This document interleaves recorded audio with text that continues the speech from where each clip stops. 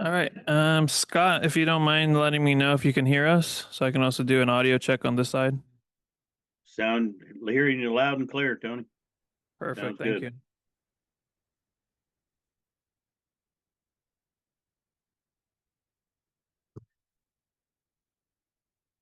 Very good. All right. Sorry about that, council members and public. We are now ready on the technical side whenever council wishes to begin. Just make sure that your mics are on, please.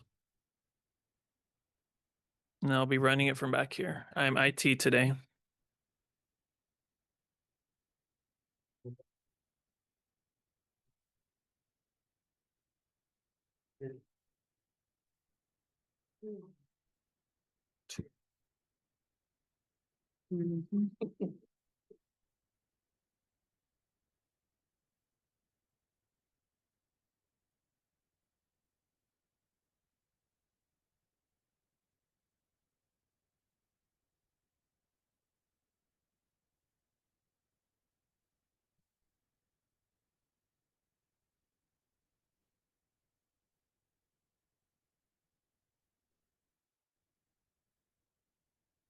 Good afternoon. The time is 5:24. Welcome to our regular city council meeting. It is November 13, 2025. I will call the meeting to order. Would you please stand with me for the Pledge of Allegiance?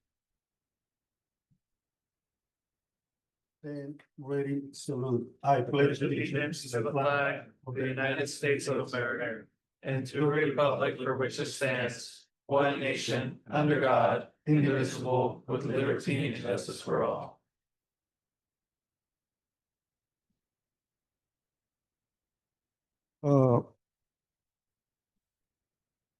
Please silence your cell phones, and I will ask our city clerk to please do a roll call.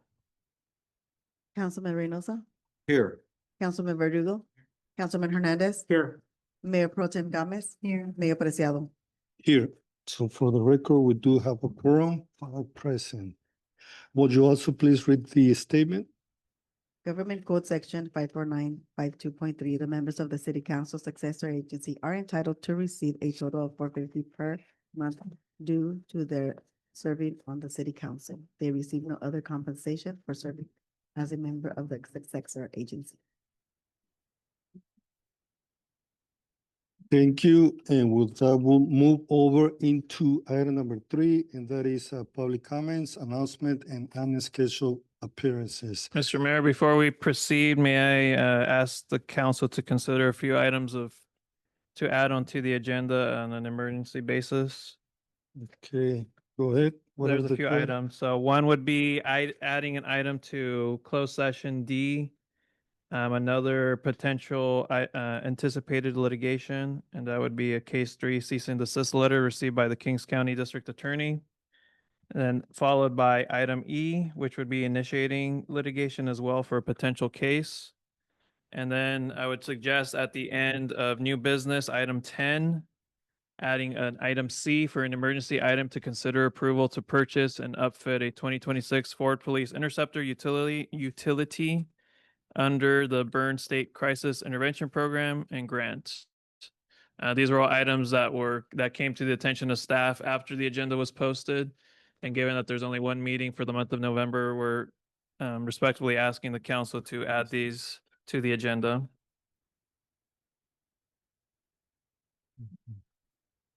Okay, so I will make a motion to accept the 3 items as an emergency items, and I also will ask the city clerk to please make a note of the adjustments and send a memo to council. Yes. As a memo of the council. And just for the record, it requires at least a 4/5 vote to add Mhm. So there's a motion on the table. Is there a second? I second. A second by Councilmember Reynosa. Angie, roll call, please. Councilman Reynosa, Yes. Councilman Verdugo, Yes. Councilman Hernandez, Yes. Mayor Pro Tem Gomez. Yeah. Mayor Preciado. Yes. So for the record, the three items were added to the regular agenda, two on closed session and one on item number 10, new business, and that will be item 10C, an emergency item that is to consider the approval, and I believe Chief will give us an update on that. Yes, and for the record, the items do show on an amended agenda that is posted online, and the items for number 10 are also on the online packet. Mhm. And just a correction, I said 4/5 vote, it's a 2/3 vote, but you had unanimous vote anyway. Mhm. Thank you. So we're good on that, and with that, You return to item 3. we'll go into item number 3, which is public comments and announcements. And there's another statement. Would you please read it too? This time is reserved for members of the audience to address the city council on items of interest that are both on the agenda or not on the agenda, and we are within the subject matter jurisdiction of the city council agency. State law prohibits any member of the city council from commenting or acting on matters not on the agenda. The city council asks that you keep your comments concise and respectful. Criticism, concerns, and support are welcome, provided they are expressed with appropriate courtesy. Each speaker will be allowed 3 minutes. A timer will notify when your time is expired. Please begin comments by stating your name and place of residence. And I have, Well, before we begin with public comments, do you mind if we do special presentations? Mr. Mayor? Is everyone okay with doing special presentation first? Yeah. Yes. So on the agenda, we do have a special recognition for Mr. Hector de Dios Denise for 8 years of contributions to the senior nutrition program. Unfortunately, he was unable to attend this evening, had a family emergency, so respectfully asking to push that to the next meeting. Mhm. Then likewise, we do have new staff present introductions, a number of new staff members who have joined the city. They just started yesterday, so they're unaware about the invitation to come to council. So some of them were unable to be here, but we do have one. That would be one from the Parks Department. So at this time, I would like to ask Ana Lara Nieto to please come up. And I don't know if there's a mic there. Yes. Yeah. Mhm. She is a dedicated professional with over 5 years of experience in education, recreation, and youth development. She currently serves as a coach and resident advisor at community college, supporting students' engagement in community programs. In addition, she works as a specialist for the city of La Cheta. Emma holds a Bachelor of Science in Educational Studies from Grand Canyon University and is passionate about fostering leadership and inclusion among youth and community members. We are excited to have Emma on board and looking forward to providing new recreation programs and activities for the community. Emma started yesterday and she's looking forward to our weekly activity, and so she got on board at 2:00 and met me there after that spot at 3:00. So, this is Emma. I just want to say thank you for the opportunity with everyone. I'm super excited to start here in Avenal and give all the information and new ideas I'm here to bring to the city. So thank you. Thank you. So I just want to say that I had the opportunity to meet Emma yesterday at the senior center at the event last night, and was surprised to see that she can even play pool and beating some some community members. So that was good to know. She was very active, working, cleaning, setting up. Amazing. Welcome to the city family. Thank you. So yes, and as I mentioned, the other new team members will be introduced next meeting. So Sounds good. that is all for my end. With that, now we'll open public comments. Dalila Barajas.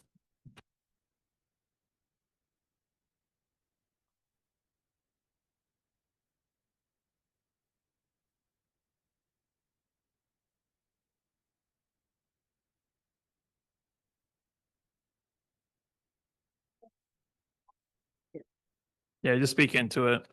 This goes for, You can hear me? Yes.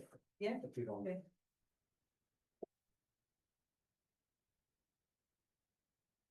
As of November 12th, 2025, the signing of the recall petition I began together with the emergency group of people was who chose to stand up for Avenal has come to an end. I want to thank Kelly Guzman, Ginger Wallace, Veronica Lawyer, and Haru Faldana. But mostly I want to say thank you to all of the Avenal citizens that signed our petition.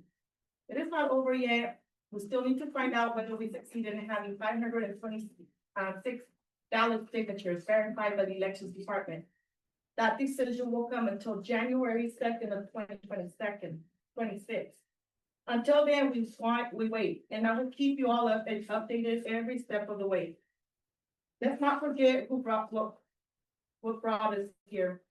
All the tactics used to divide our community, the manipulation and the closed session comments that opened everyone's eyes to how much our leaders are failing us. Avenal will not forget. Remember when you said I was too stupid to get a recall started? Well, 6 months later and 640 signatures, and here we are. I truly hope we are successful in this recall effort, and if for any reason we fall short, know the following. This attempt took me 6 months, and every one of those months taught me something. Who to work with, who to trust, how to move, and how to push. Now that I know exactly what I am doing, if there has to be a next round, just know I won't need 6 months. I can and I will do it in 3. Finally, I want to say thank you to all of Avenal. I'm truly grateful to have met many incredible people along the journey. I am proud to have played my part in serving our community, and I will cherish the opportunity to stand alongside those who care deeply about Avenal. And to anyone who doubted me along the way, thanks for the motivation. This made it all possible. Thank you. Thank you for your comments. Ginger Wallace.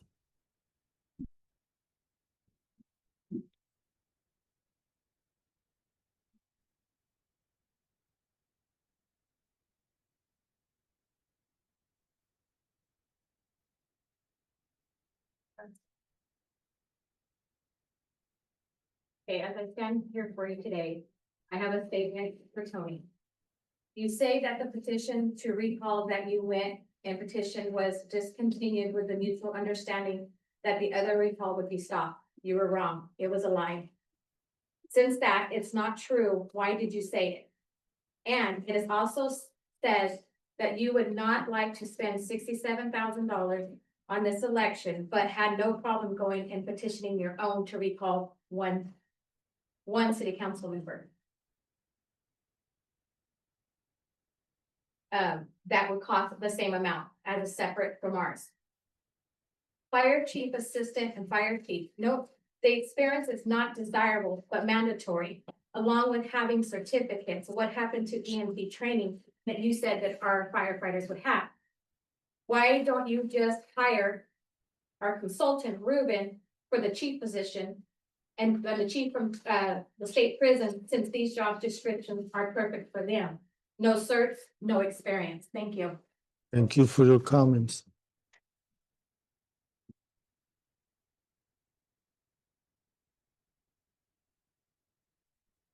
Yeah, Frank Lopez. Frank Lopez.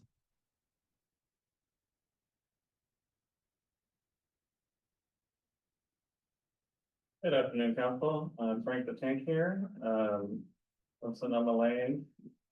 Here to share some information about Rotary. We're gonna have 2 food distributions this month. One's coming up tomorrow in the morning. And then the second one, we usually hold on Wednesdays, on the 4th Wednesdays of the month, has been moved up to the 3rd Monday, which is next Monday. So I just wanted to give the city the update about that. I know the city worked with us in that.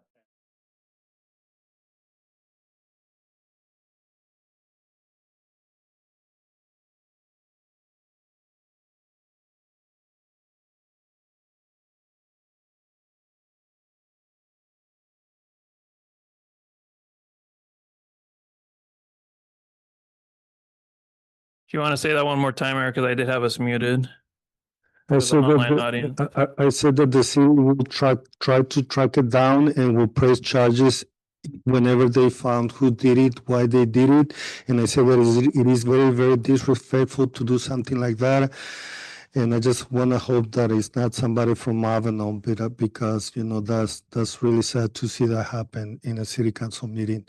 Very disrespectful, unprofessional, and we should be united, not divided. And I think division creates people to do things like this, which is very, very sad to see that happen in a professional city council meeting. We will respect to each other in any positive way, not a negative way.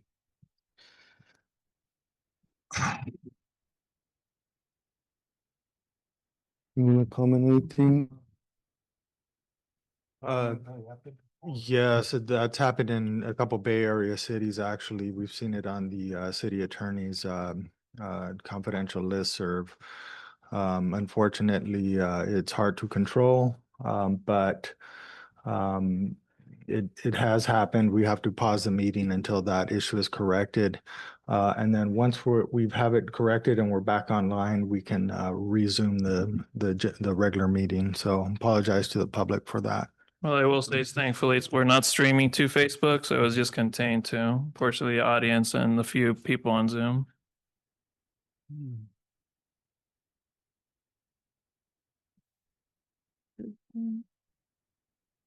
Skip that up.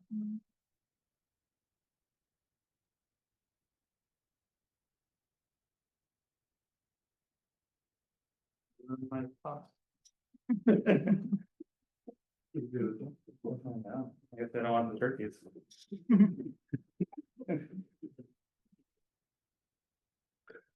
Will the food distribution will happen tomorrow, even though if it's raining, or Monday?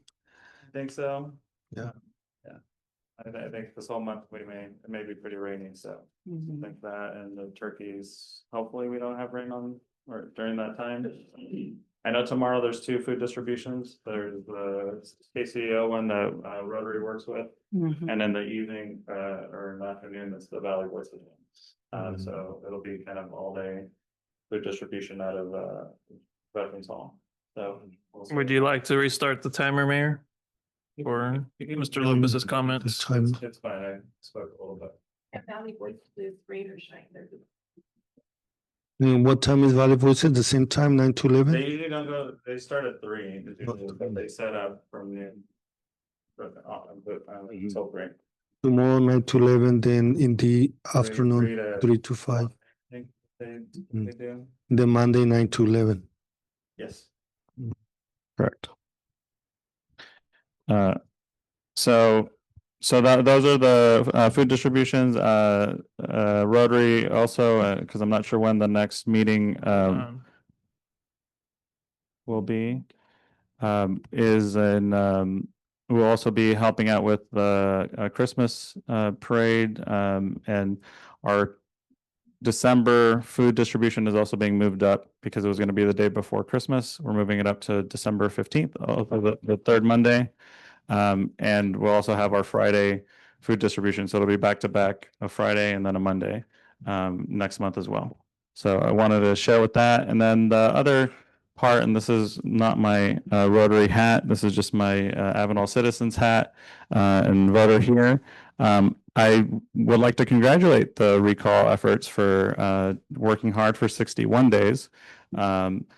As they got the holiday as an extra day, and getting 25% possibly of the voters registered here. I know through all that time, we've learned a lot about fire engines, fire trucks, fire contracts, many contracts that got put up. And at the same time, I think the city and its citizens are kind of tired of the issues that they brought up. Because there's been answers to a lot of the questions that they've had. I know they might not agree with me, but when 75% of the people don't elect to sign your petition, I see a majority there. And so hopefully we don't have to spend or waste $67,000 in the next year. But I know and have faith that The recall is not going to stop the progress that's happening in Avenal. It's upcoming fire department. And just like it took time to clear out the Avenal Police Department 4 years ago of ineffective and wayward cops, it's also going to take some time to set up leadership for the fire department, which I know you guys are going to be voting on today for the job descriptions. But personally, I see Avenal's best days ahead of us. And just like a kid at Christmas, I can't wait to see what those presents bring. Thank you. Thank you for the comments. Gloria Preciado.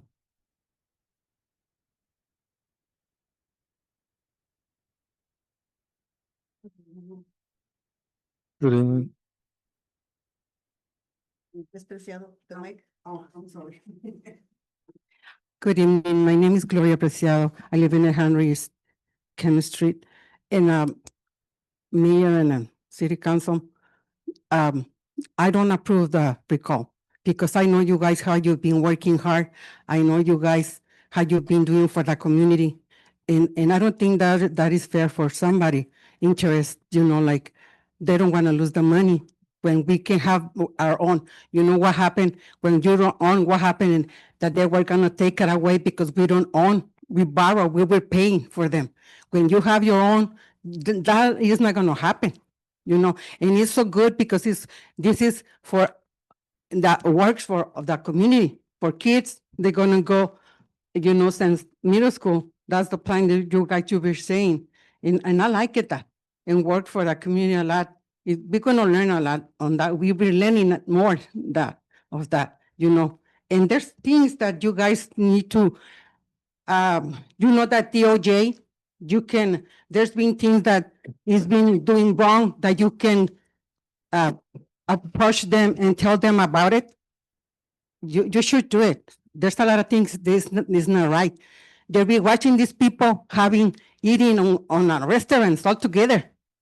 And there's proof of that.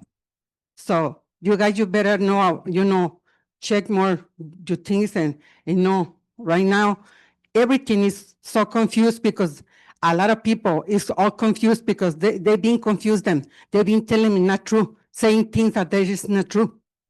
So I hope you guys, I know you guys are doing well and I respect you guys. Thank you very much. Thank you for your comments.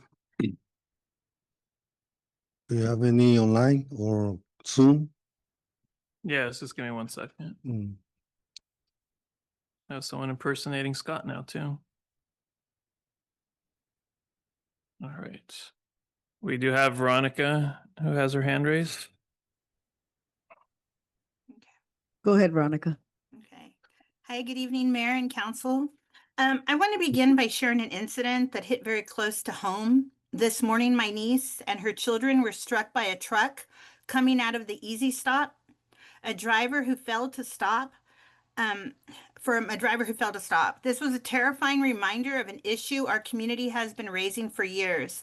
On January 6, 2022, I submitted a ticket to Caltrans about the safety hazards at this exact location, and it was never addressed. Every day we have community members commuting out of town for work and many traveling back and forth to Avenal. This is a heavily traveled area and the risk has only grown. I understand that the store itself is located in Fresno County, but Highway 269 is a public highway, and these safety concerns affect everyone who travels through it. We need to come together across county lines if necessary to make these roads safer for all people. The triangle area that belongs to Caltrans, where vendors often set up, has no structure or order in how vehicles move in and out. Cars, trucks, and pedestrians navigate it with no clear traffic flow, no enforcement, no protections. It is chaotic, dangerous, and completely preventable.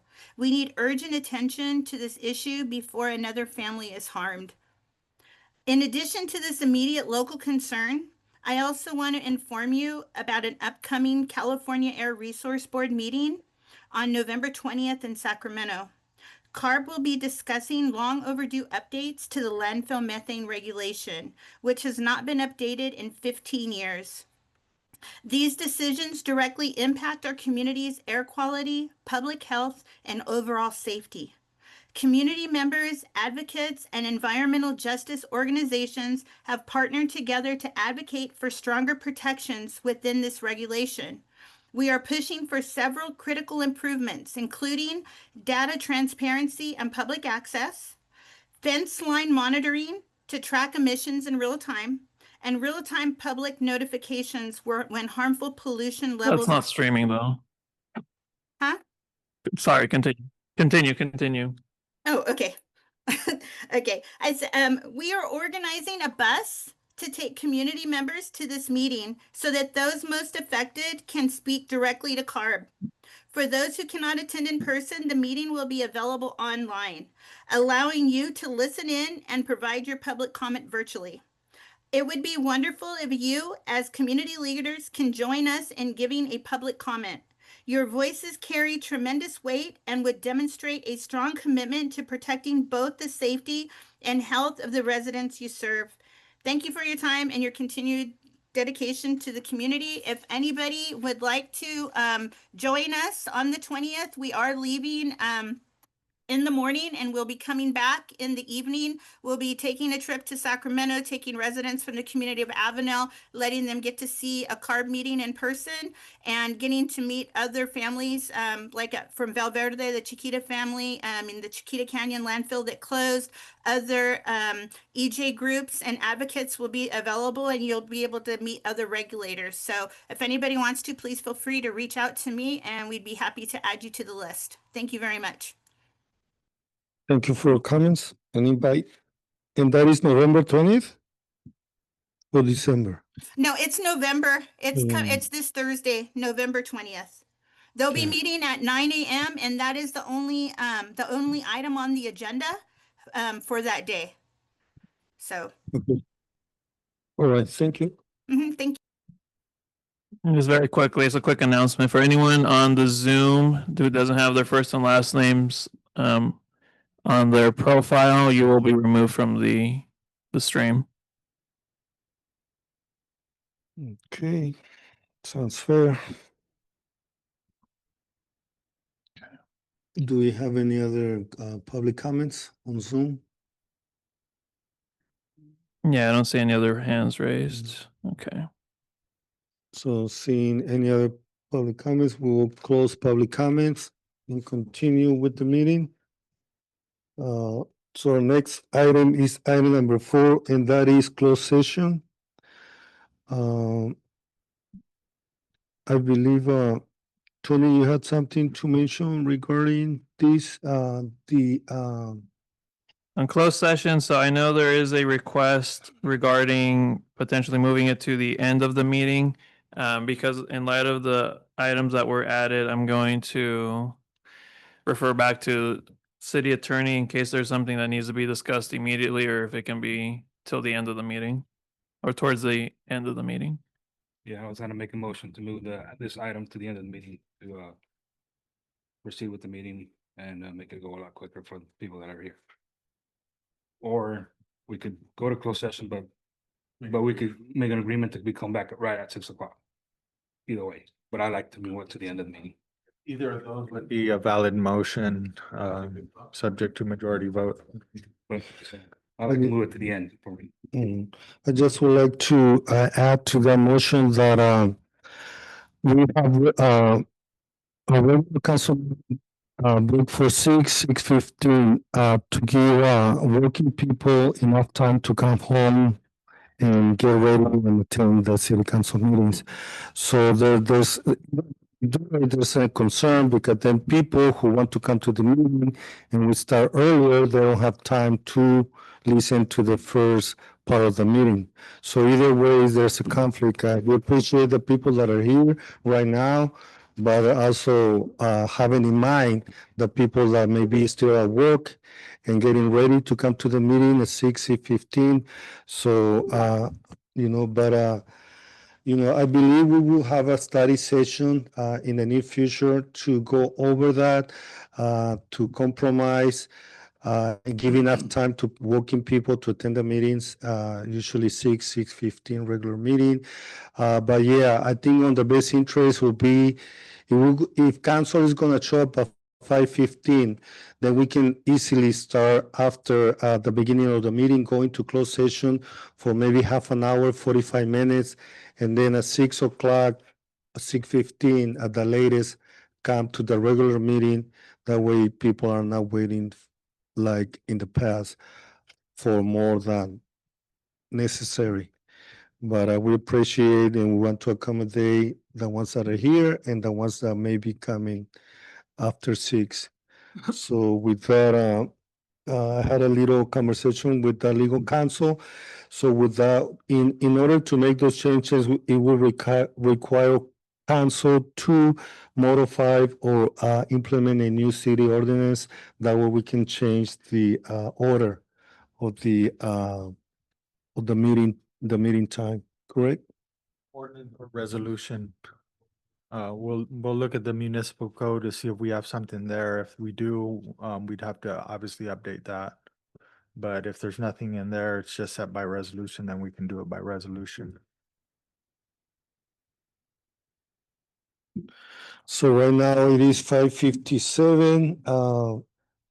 We really won't have much time to go into closed session, maybe 10 minutes. So there is a motion on the floor to move closed session to the end of the meeting.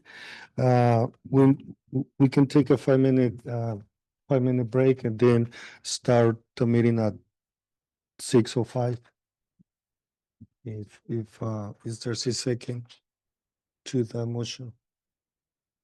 I'd like the motion to move the meeting to the end, the closed session to the end of the meeting. Mhm.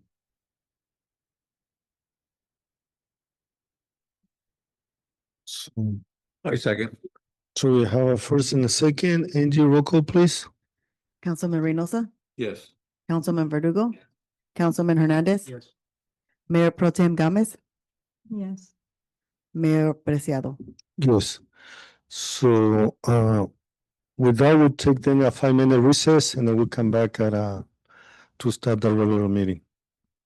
So 5-minute recess, and then it was approved to move a closed session to the end of the meeting. For the.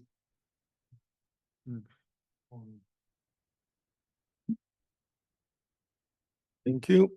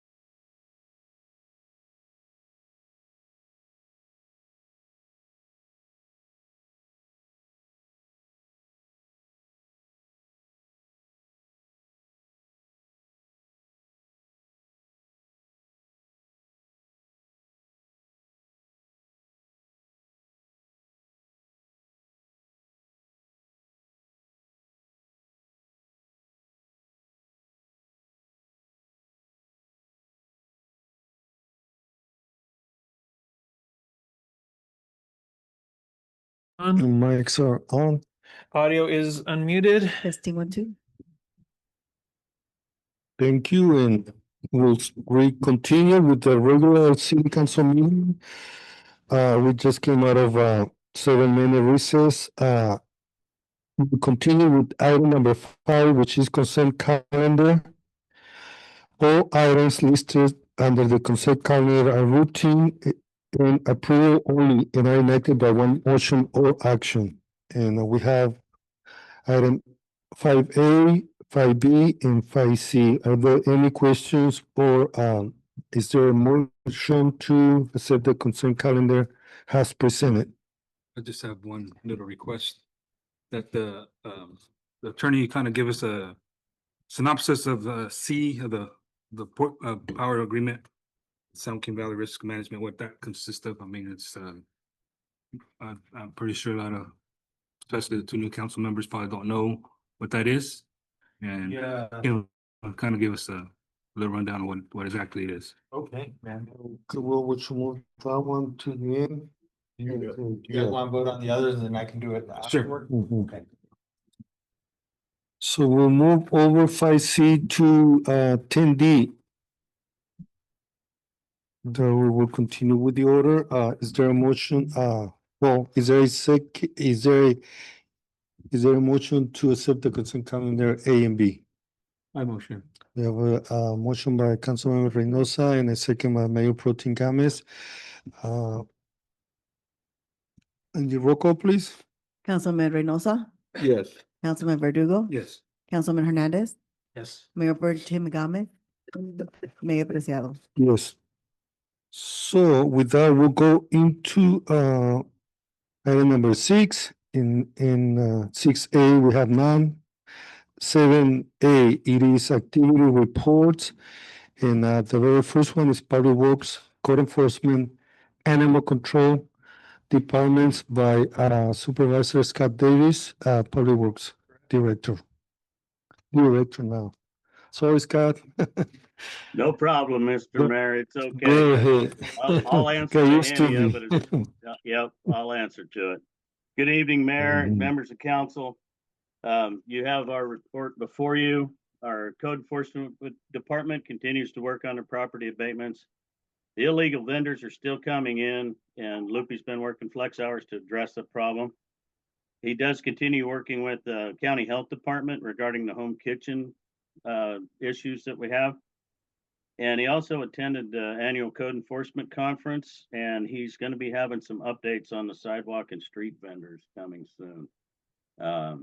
I guess that's going to change quite a bit, it sounds like. So he's going to put something together to let everybody know what's happening. Parks and landscape, we just continue to maintain all of our parks, Skyline Boulevard, Sports Complex, Ken Brown Safety Center, Elliott Park. We did, as Tony mentioned, we do have some new employees. So we did get our 2 full-time landscapers. And we're going to have 2 part-times coming on. So we're hoping to, and we'll see it later tonight with one of the attachments, how we're going to try and organize doing zones of areas for the landscapers to work in and really try and get our landscaping situation taken care of a little bit better.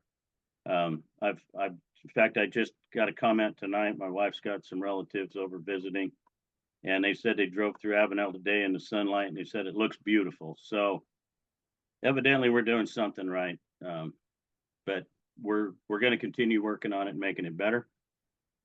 Animal control continues to maintain that animal shelter on at a super high standard. We did get a nice letter. I forgot to put this in the report. We did get a nice letter from our grand jury. When they came to see the shelter, Raul did a very, very good job of answering all of their questions. And we got good reviews from them. They were very pleased with Raul, Ray, and Teresa working out there. They think that we're doing a really good job. So that was nice. I gave Raul the letter so he can hang it on his wall in the shelter. They did have spay and neuter programs continuing to go very well, 10 for the public and 14 for the shelter with 9 TNR cats. That's trap, neuter, and release, which is the state's new standards for feral cats, which hopefully will be increasing as well.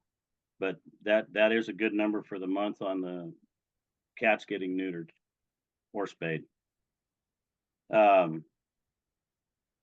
Rescue numbers were down a little for October, but November has already started off strong. We've had right at 30 rescues already this month. So we should see some really, really good numbers for November. Continue maintaining our streets, signs, flags, and banners. Talk to Anna. We are going to be getting some more banners and such. I believe we may be making them in-house. So that's going to be nice. Been patching in town and on Plymouth Avenue. And the road maintenance micro seal project, as we speak now, is complete. They still need to pick up their signs, but when I wrote this, they were doing the striping and the crosswalks. And I'm sure everybody's seen it. It looks really nice. We're hoping to get some good life. That micro seal, they put a coarse layer down first and then a finer layer over the top of it, which makes the road a lot smoother. But Javier and I both discussed it, and we think this may be a really good way to get a lot more life out of our streets. So we're keeping our hopes up and being optimistic about this. Water distribution was quiet month. A few small leaks in town, but nothing on the main transmission lines. There still is an area of concern on the 16-inch main just below tank 3 on this side. We're going to try and get to within the next, I'm going to say month, just because of the activities we have in November right now. Wastewater collection is going well. We had 0 calls for sewer plugs in October, and we are continuing to use the enzyme treatment. And we continue to maintain our city-owned property, vehicles, and equipment, and report monthly and quarterly as necessary to the San Joaquin Valley Air Pollution Control District. And we're continuing to work with the PD on inspecting, servicing the vehicles they receive. We purchased from Fresno PD, so they can be put into service. So that's my report. Are there any questions? Any question for Scott about his report? I think he's doing a great job.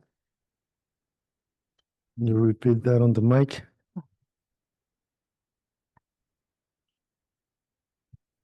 No questions. I just wanted to thank you for your dedication to the Avenal City and updating us monthly. Thank you. I appreciate that. You're very welcome. Councilman Thank you. Reynosa? Yeah, Scott, on the police cars, is there a time frame for them to get checked on and ready to be on the street? So I know that we've worked on 2 of them. They've been completely serviced.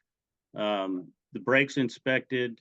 One of them brakes were replaced on. They both have tires replaced. And Nacho is working them in with other equipment as he can. And then, so we have 2 right now that are ready whenever the PD is ready to, and has the funding, I'm assuming, to take them over and get them upfitted. But Nacho is working them in steadily as we go, and we are a little bit ahead of our police department right now with that, with 2 vehicles ready to go for upfit. So All right, thanks, Scott. yeah. Anyone else?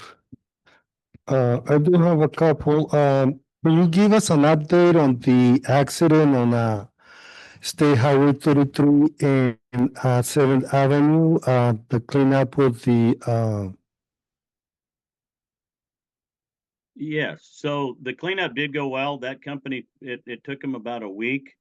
They're still waiting to have some of the material hauled off, because I'm assuming they're getting some of it tested to see whether it goes into a hazardous waste disposal, or they can treat it to be able to dispose of it in a different way. I did speak with the superintendent that was on that project towards the end of what they had when they were finishing up, because they did have some excess clean dirt that they replaced the contaminated dirt with. And he was looking for a place to dump it. So, and I haven't seen him do it, but I did let them know that they could put it on our property that's there on that corner and just spread it out. It's just added soil to our area, but it will be spread where it's all smooth and level. It's not going to be piles of it or anything. And they did get it cleaned up successfully. I did notice that Caltrans had their hazmat division out there the entire time that was being done. So without bothering them too much and asking too many questions, I'm assuming that if it's done to Caltrans satisfaction, that company did a good job on it. Does clear on trans property right or right away, not on the city's property? Yes, it was all on Caltrans property. There's a super fine line in that drainage area. When we were discussing the Clean California Act, there were 3 palm trees that were growing up in that area. And I did find out that only one of them would be removed by Caltrans because that was within their limits. So there is part of that area that is ours, but I'm confident with what they had to do in cleaning that area up that they cleaned ours up too. It's about a 5-foot zone, and it's almost in the bottom of that little drainage area where ours starts and it comes on up from that. But that entire area, including what is considered ours, at the end of Caltrans right away, has been cleaned up as well. Thank you. And on the graffiti control, you showed 3. Can you identify the locations where that happened? Okay, that kind of came in a little bit broken up, Mr. Mayor. Can you repeat that? Okay. Yeah, can you identify the 2 locations where we had some graffiti control or some vandalism with the graffiti? We haven't had a lot of the Okay. graffiti. It's a lot of it's been on fences and alleys. Yeah, the graffiti has dropped off. In fact, I was just reading also normally on his notes, if he's been dealing with a lot of graffiti, he puts it on there.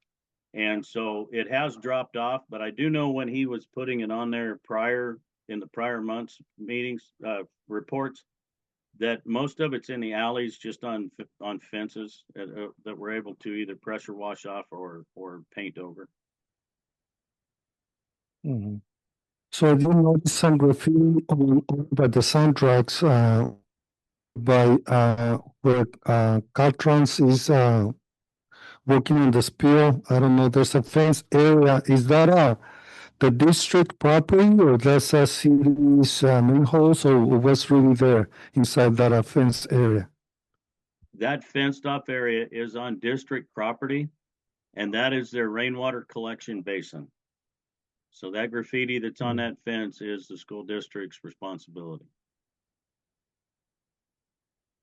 Because I've been getting some complaints about that one, but I also believe there's some manholes over on June, or go heading to the sport complex, and I believe it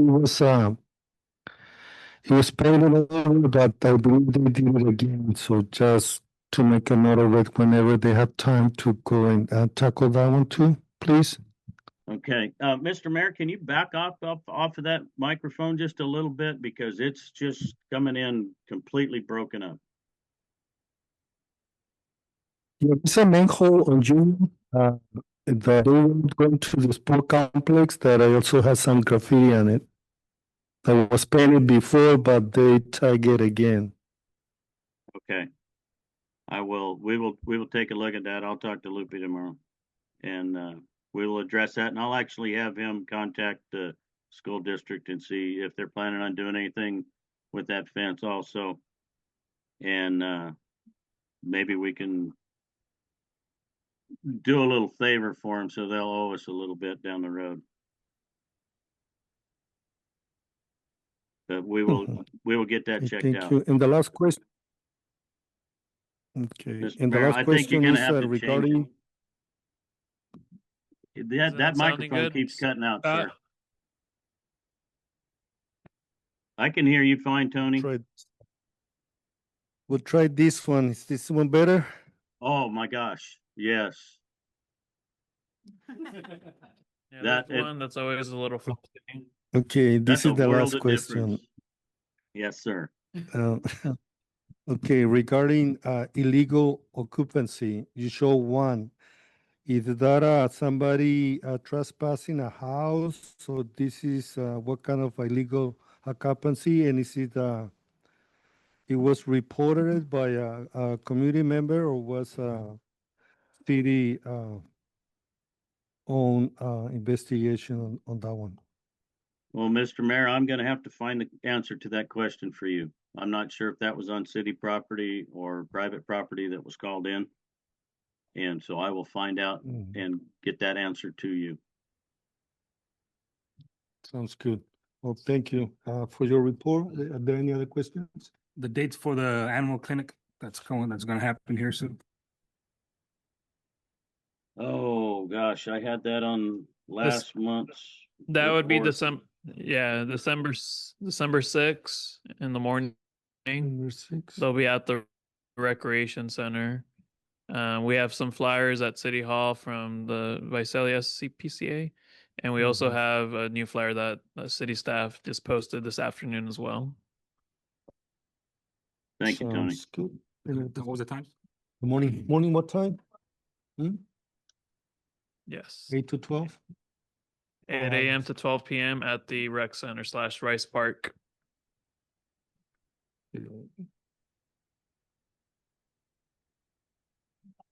Yeah. Well, thank you, Scott. Thank you.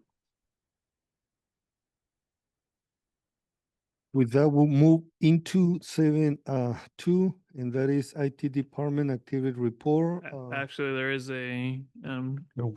yes. 1A, city engineer. Oh, city engineer. Mr. It's still downloading, Javier. I'm getting it up right now. Just give me like another minute. That's just from DA 7A, 71A. So we have Javier Andrade with city engineers activity report from A&M Consulting Engineers. So probably good news about the community center. Yeah, hopefully. Yeah, it's almost done. Okay.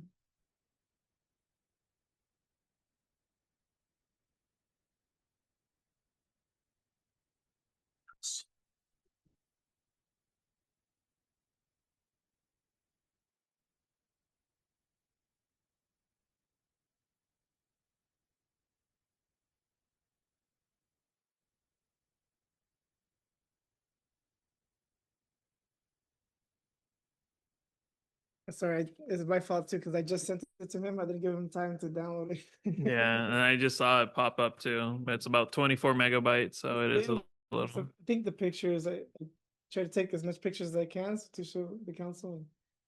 And they're pretty heavy, but they're worth it. Can we do a walkthrough? Yeah, a virtual. Actually, inside the prison.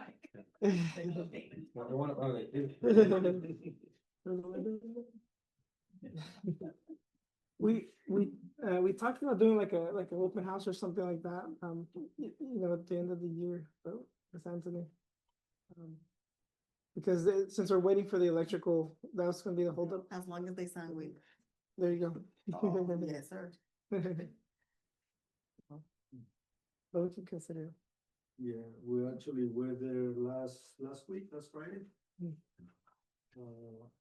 Looking at interior, people working. Yeah. It's huge. Yeah, it's huge. People are moving fast. And in the pictures you'll see that all the framing is done, electrical. It seemed like it was taking too long. Yeah, and then like that. Yeah. I passed by there a couple of times and like, you're not done with the concrete yet? But you'll be surprised after this. Yeah. I had to download it on my phone and airdrop it to my computer. Oh. Sorry. No. Can you talk about it while he's waiting for that? Yeah. So is this on? Do you want me to talk into this? I got it. It's on? No, it's here. Hold on. Here. It's red, but it's probably just low battery. It's on.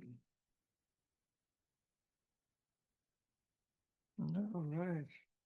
So yeah, just gonna go through the main things we're working on right now. So just want to show some pictures of the annual road maintenance project that we just finished up. Scott kind of talked about it a little bit.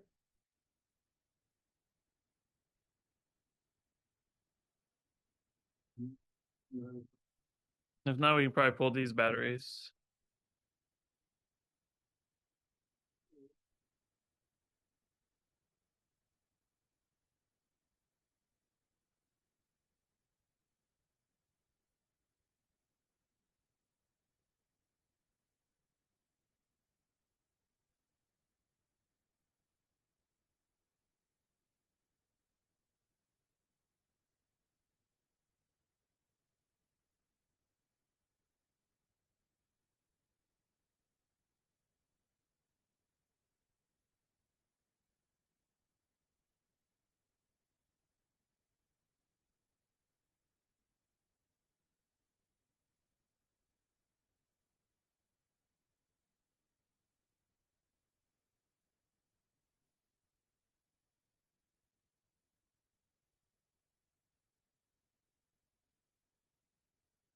Okay. Do you need batteries, Angie?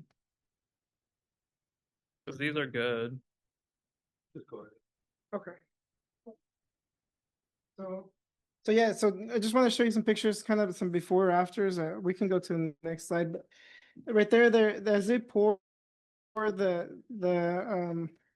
yeah, as Scott was saying, there's two layers that we put rough layer first down that fills in a lot of the cracks, and then which is called a type 3 microsurface, and then you come back with the type 2, which has smaller rocks inside of it.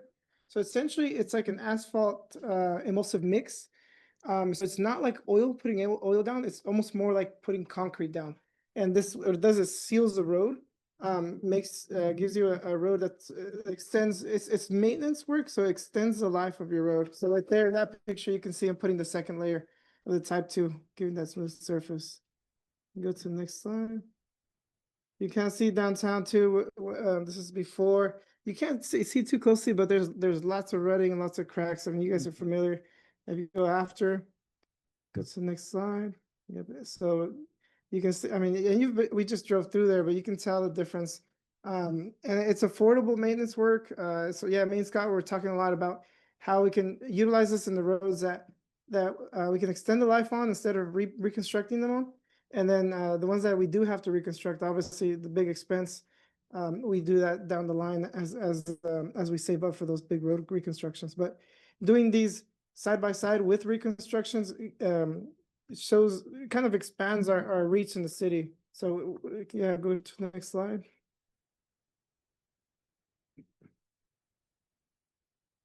There's downtown before, to the next slide. So after, we also did, we worked with Scott and Public Works to kind of think about what sort of striping to put down. So you can, for roadway striping, you can do paint or you can do thermoplastic. So out there, you see how bright and how colorful the coloring is, the yellow and the white. That's because that's it's essentially it's a paint mixed with plastic. They call it thermoplastic. Yeah, it's got a thickness on it. So that's supposed to last, 5 years compared to 5 to 7 years compared to paint that, as you drive out, it just starts eroding away. So we did that all throughout the city. All the areas that we did new road, we did thermoplastic, and Scott's been doing that with the crosswalk. So this is gonna give him like another. Pressure wash. Yes. Yes, that's the beauty of it. Since it's a plastic, really, you can pressure wash it, and Public Works does that with the crosswalks already.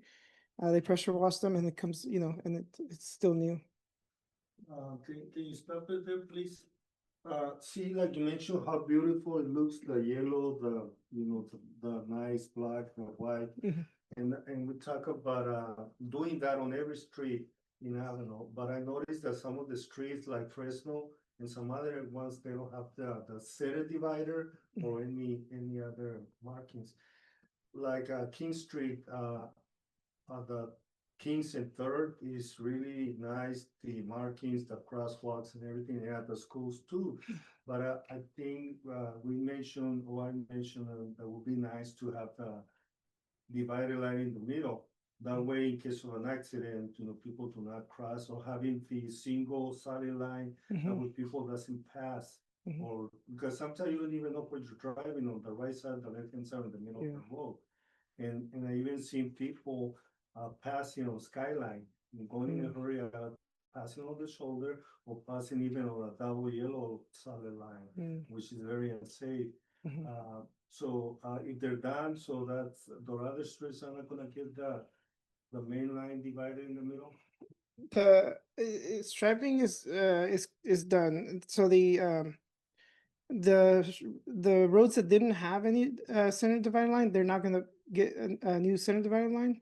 But are you talking about the ones that we just did the road work on? The Okay. ones that are done and don't Yeah. have a divider. This didn't have, yeah. If they didn't have it before, we didn't put one in, but we can look at kind of doing that with those are probably the residential roads. Usually cities on like residential roads, they avoid putting striping because it's more maintenance to do and that there's very little traffic. It's only usually, but in Avenal, our streets are they kind of go all the way across, but usually in neighborhoods, the only people driving in those neighborhood streets are people who live there. So you get a little bit of car traffic through there. But yeah, in our situation, we have a lot of through streets. And so it is more critical that we paint our crosswalks. So crosswalks are also not painted on residential streets usually. Because like I said, it's only local traffic. It's only the people that live there. But some of ours go straight through. So it's more critical that we add crosswalks, some of those roads and center line dividers as well. So we can start looking at that. Because, well, we do have some streets that are, driven so much, like First Street, from the elementary to the middle school, and also, the other schools, like Seventh Avenue and some other ones. And like I said, the city without really all the amenities to the city, like divider lanes and that adds beauty to the city. Yeah. Clean sidewalks, marks, crosswalks, all of that. So I don't know. I understand the budget, the funding, but I think maybe we can kind of look into how much it will cost. Yeah. Because at least the streets that we're doing to be complete with, with At least- whatever they need. Not only at the crosswalk or the stop sign, but maybe because at least the ones that that do have a lot of heavy traffic, those, to me, that's a safety issue. Yeah, And you're right. also will help our commuters to be more careful in going from location A to location B. I think that will be an amenity to the city. Yeah. And, just find out how much it will cost. But also, we intended to do half of the city this year and the other half next year. But I think we didn't actually reach the whole north side of the city. So it's gonna take more than this year and next year to do the whole city. Yeah, due to the funding, we're still trying to kind of figure out how much funding we're gonna have left after every year's gas tax revenue. So once we nail down and really this one was more okay, let's see how it works in Avenal. Like I know this type of maintenance project works other places, but Avenal's unique because of our seismic activity and our soil. So it was when we talked about it with Scott and Anthony, we just decided to scale it down a little bit this year and scale it more up here next year because of to find out how much is actually going to cost in Avenal and how durable it's going to be for our streets, and then start rolling it more. And then also this year, instead of jumping up to doing all half the city, we did a lot of more of the community outreach. I don't know if you remember all the workshops we had to see what people wanted. So with that, when instead of using all of the road funds on just rehab, it seemed like a lot of the public wanted to use the road funds for also additional safety projects. And making the road safer, like you said, putting in striping or adding crosswalks where there's no crosswalks or bulb outs.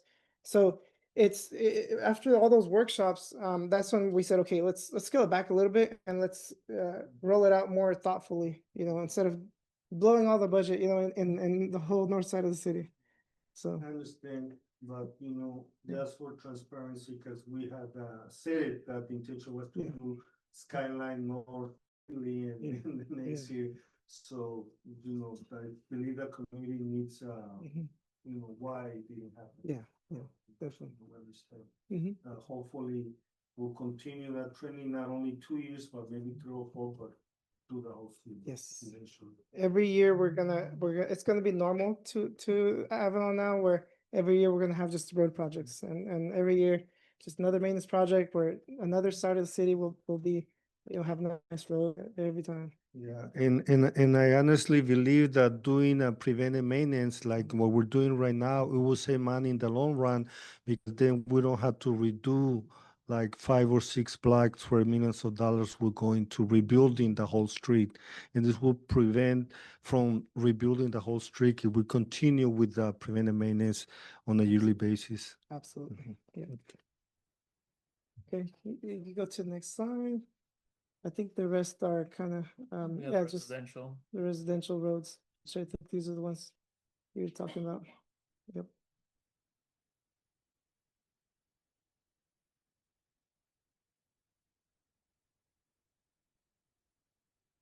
We also upgraded some of the crosswalks. As you can see there on the top one, there was just the standard crosswalk. We upgraded that to these high visibility crosswalks down there. So that adds for safety as well. Wherever we could, we definitely fit it in, and we will continue to do that. But okay, we can go to the next one. So the community center, we've been hard at work with, and working with the contractor to get this moving forward. So these are some very current pictures. So right now, the second floor and the first floor have been all framed out. They're finishing essentially the plywood install before the sheetrock. We go to the next slide. This is the stairs going up to the second floor where the storage is at. And this is it's a picture of all the HVAC, all the rough HVAC is being installed right now, along with the rough electric. Most of the electrical has been around here, but yeah, this is our downstairs HVAC. This is, I believe this is the event room, multi-purpose room. Yeah, so I just included some of the pictures, but it's come a long way. Like I said, they want to have rough inspection for HVAC and electrical next week, so they're closing that up. Yeah, it's once they get that hurdle over, the main utilities essentially, that's you start sealing it, sheetrocking, paint, and it goes much faster too. There's a lot of details we're trying to finalize with the city manager as well. We've been looking at with Humberto and the city manager, we've been looking at how we're gonna network the communication lines, or Cat6 lines and Ethernet, and how everything's gonna work together. So all of that, now is the time to do all the fine tuning, and we've been doing that. So that's really what we have going on. Okay, next one. So the main thing we're working on is a citywide master plan. We applied for a grant through KCAG, and so we got some funds to do a water master plan. This is ongoing.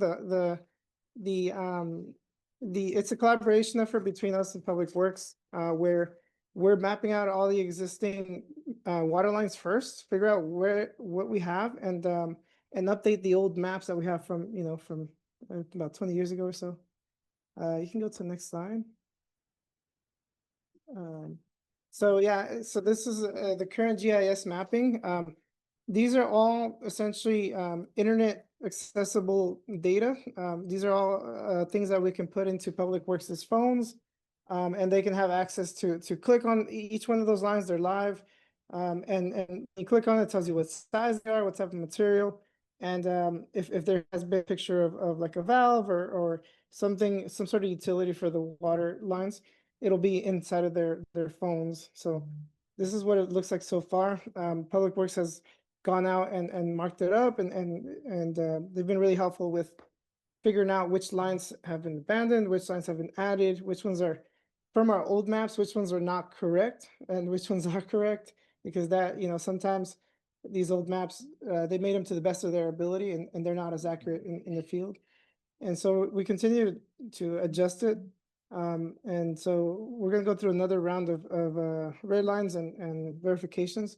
And then from there, we're gonna start master planning how the future growth is gonna impact our current water distribution system. And what we're also gonna start looking at what growth we're gonna need to start looking at for forecasting for future water storage, for future water use, etc. So that's all. It's all going to happen with this master plan. Can you go to the next slide? Yeah. So in terms of grant applications, so we've been working on lately the tactical urbanism STP grant application.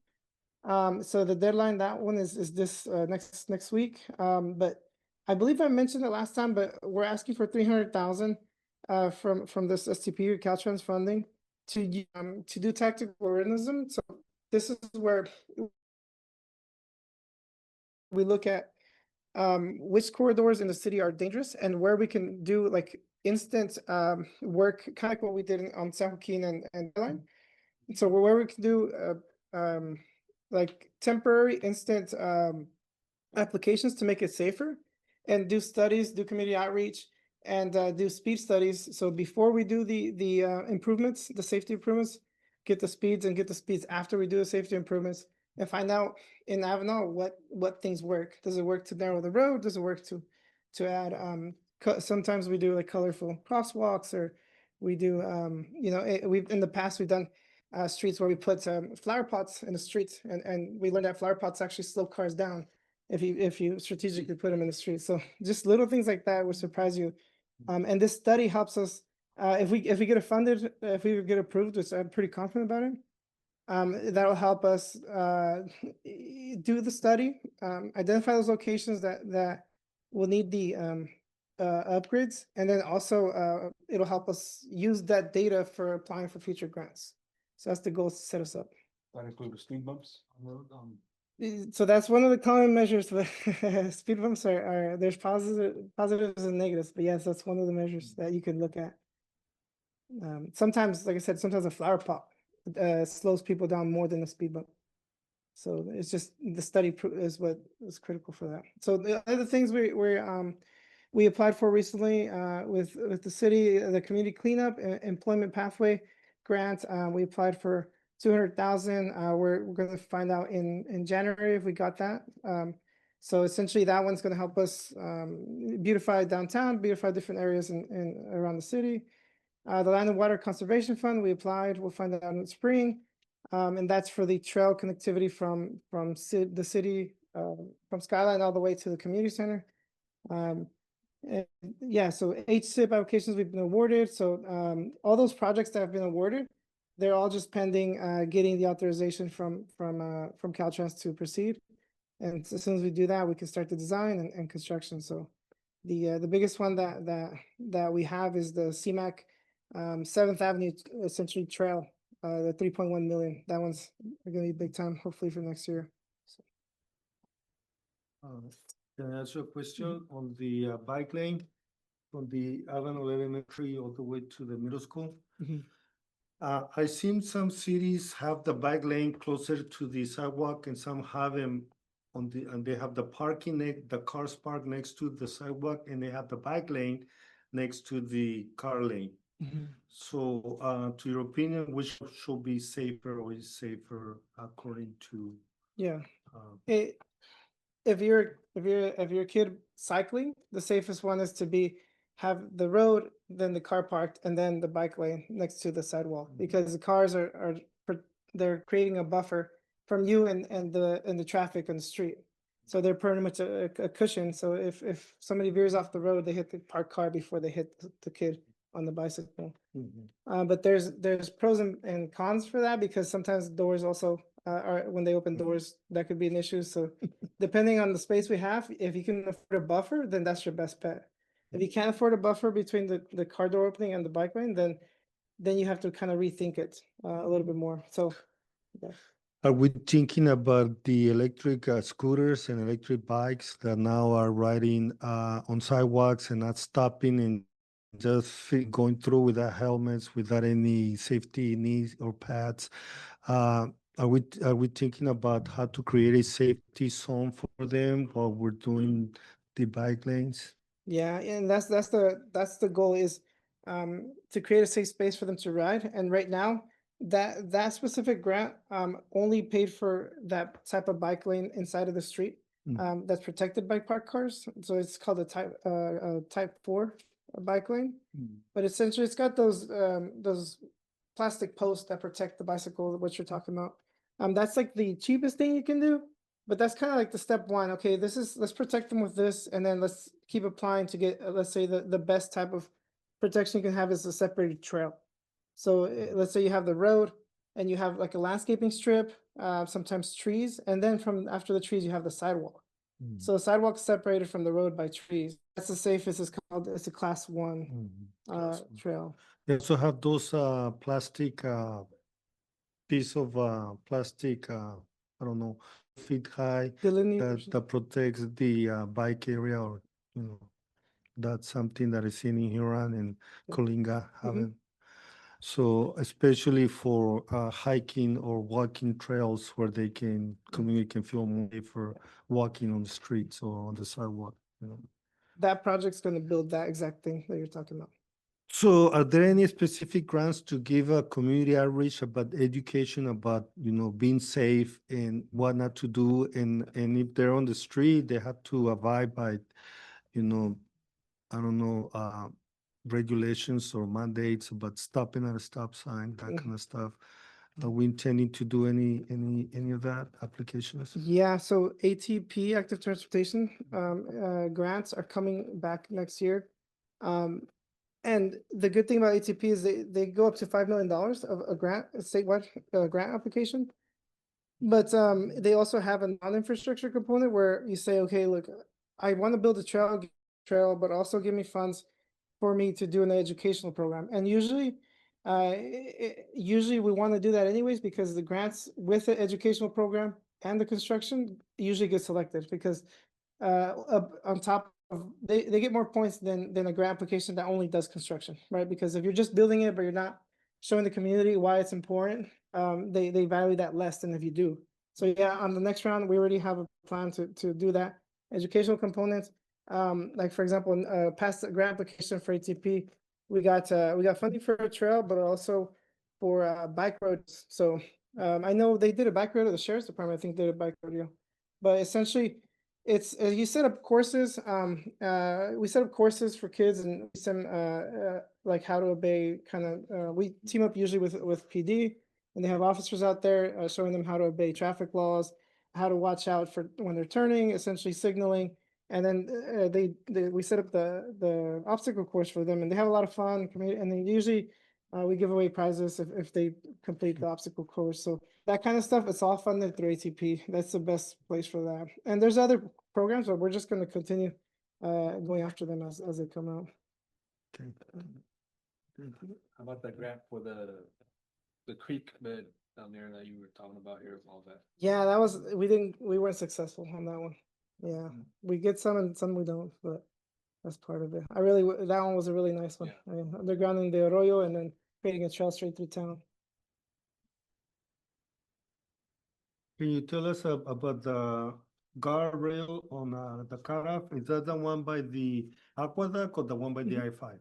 By the aqueduct. So that HSIP program is they put aside some money that said these are for guardrails in the state because we have too much guardrails that are destroyed. We've all seen them.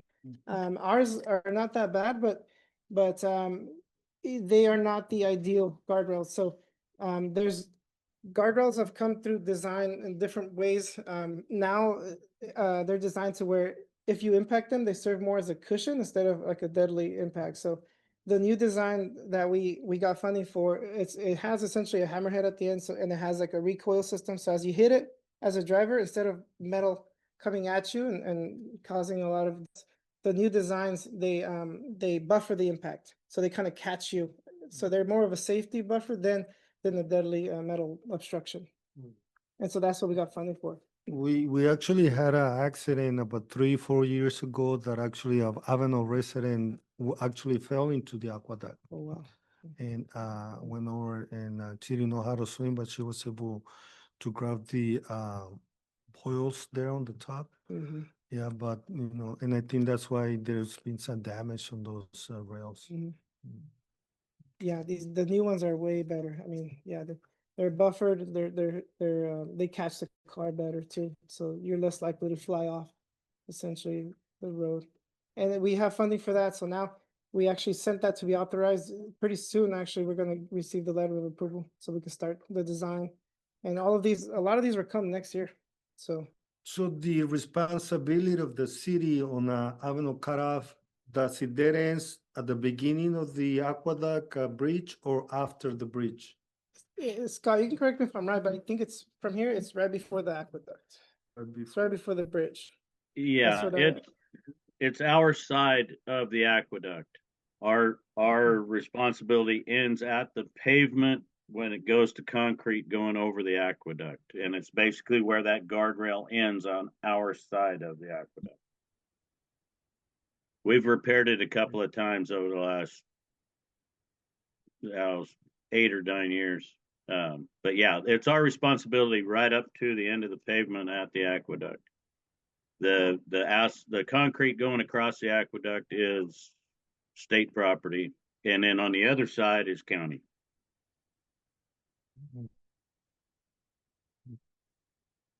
So county will get on cutoff until the beginning of the aqueduct, right? Yes. Yes. From the Mhm. Yep. That'll be the Just next on the, phase. I guess that's considered kind of the north side. It's the northeast side of the aqueduct is the county's responsibility, and the southwest side is ours.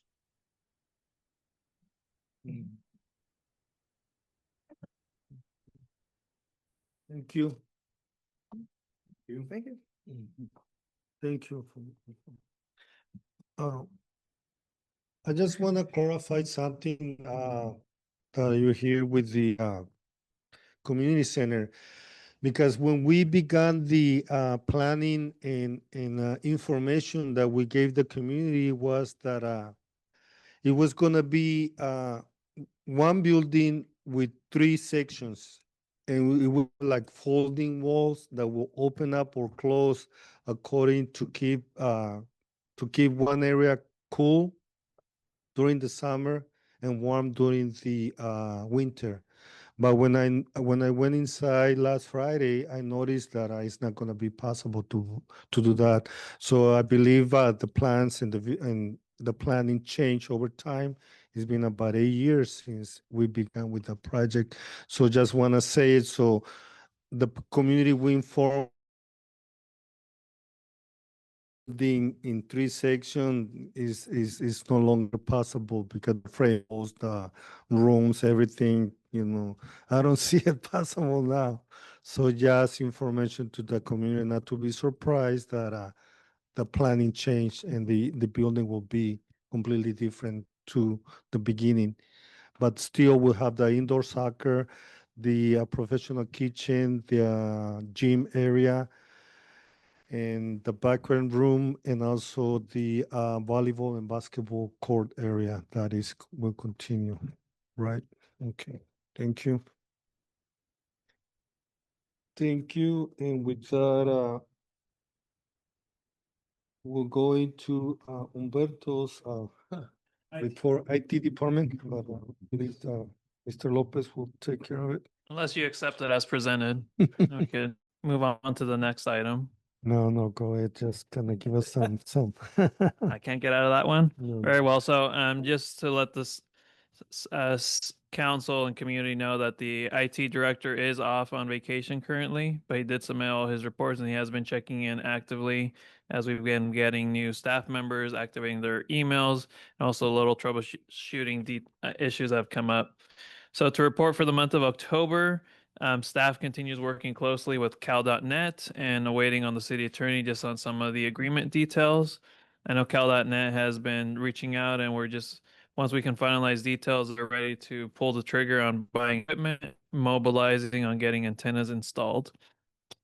Also, on the weekends, we've been working on Ethernet infrastructure across a number of city sites, particularly the west wing of the hospital, trying to expand out the Wi-Fi mesh in that area.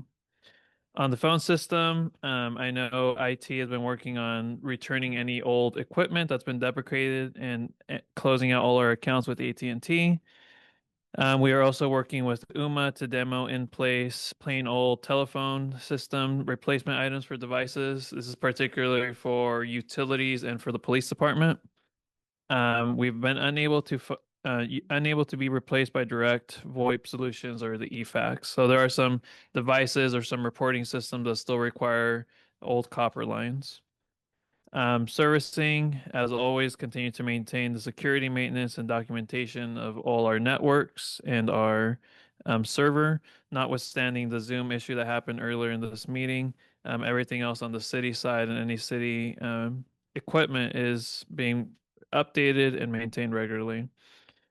On other items, been assisting the APD in computer and MDT refresh. I believe that's one of the items actually later tonight for the newer vehicles, but also updating some of the other vehicles that have been purchased, ensuring they have all the proper IT equipment. Staff did help with the AV equipment for some of our last events, such as Dia de los Muertos. I'm continuing to provide input. I've been working alongside Humberto with this one, and of course Javier on the AV design with Yax Construction, and also MAVP. I'll surprise, but we hope to have a lot of good AV equipment at the community center. That way, it is multi-use. And I do want to give a big thanks to Yanis Construction, of course, A&M and Javier, who've been very flexible on some of the changes that we've been asking for and ensuring that we have hopefully the best of the best top line items, just to have a lot of flexibility. And of course, maintaining and reporting on the digital signage with the school districts and King's Behavioral Health. So you'll see the sign up front. There was some service done to it last week. One of the panels had been glitching out. So Silveria was able to come out and replace that. And maintaining the city website, providing tech support and guidance across all the facilities. That's why Humberto had to take a week off because he has been nonstop for the past few weeks and months. Any questions for the report? Is there any way we could have the digital sign last a little longer? Because some of those things go by so quick, you can't even read them. I think we need a little bit more longer time for people to read those. So I don't know if we could expand the time a little bit on those advertisements. Yeah, we can definitely work. Some of them are from the school district as they send them to us. We have kind of our best practices. So depending how long the duration they put on those, but I believe we could probably modify it. I'll ask Humberto if they're on a 10 or 12 seconds.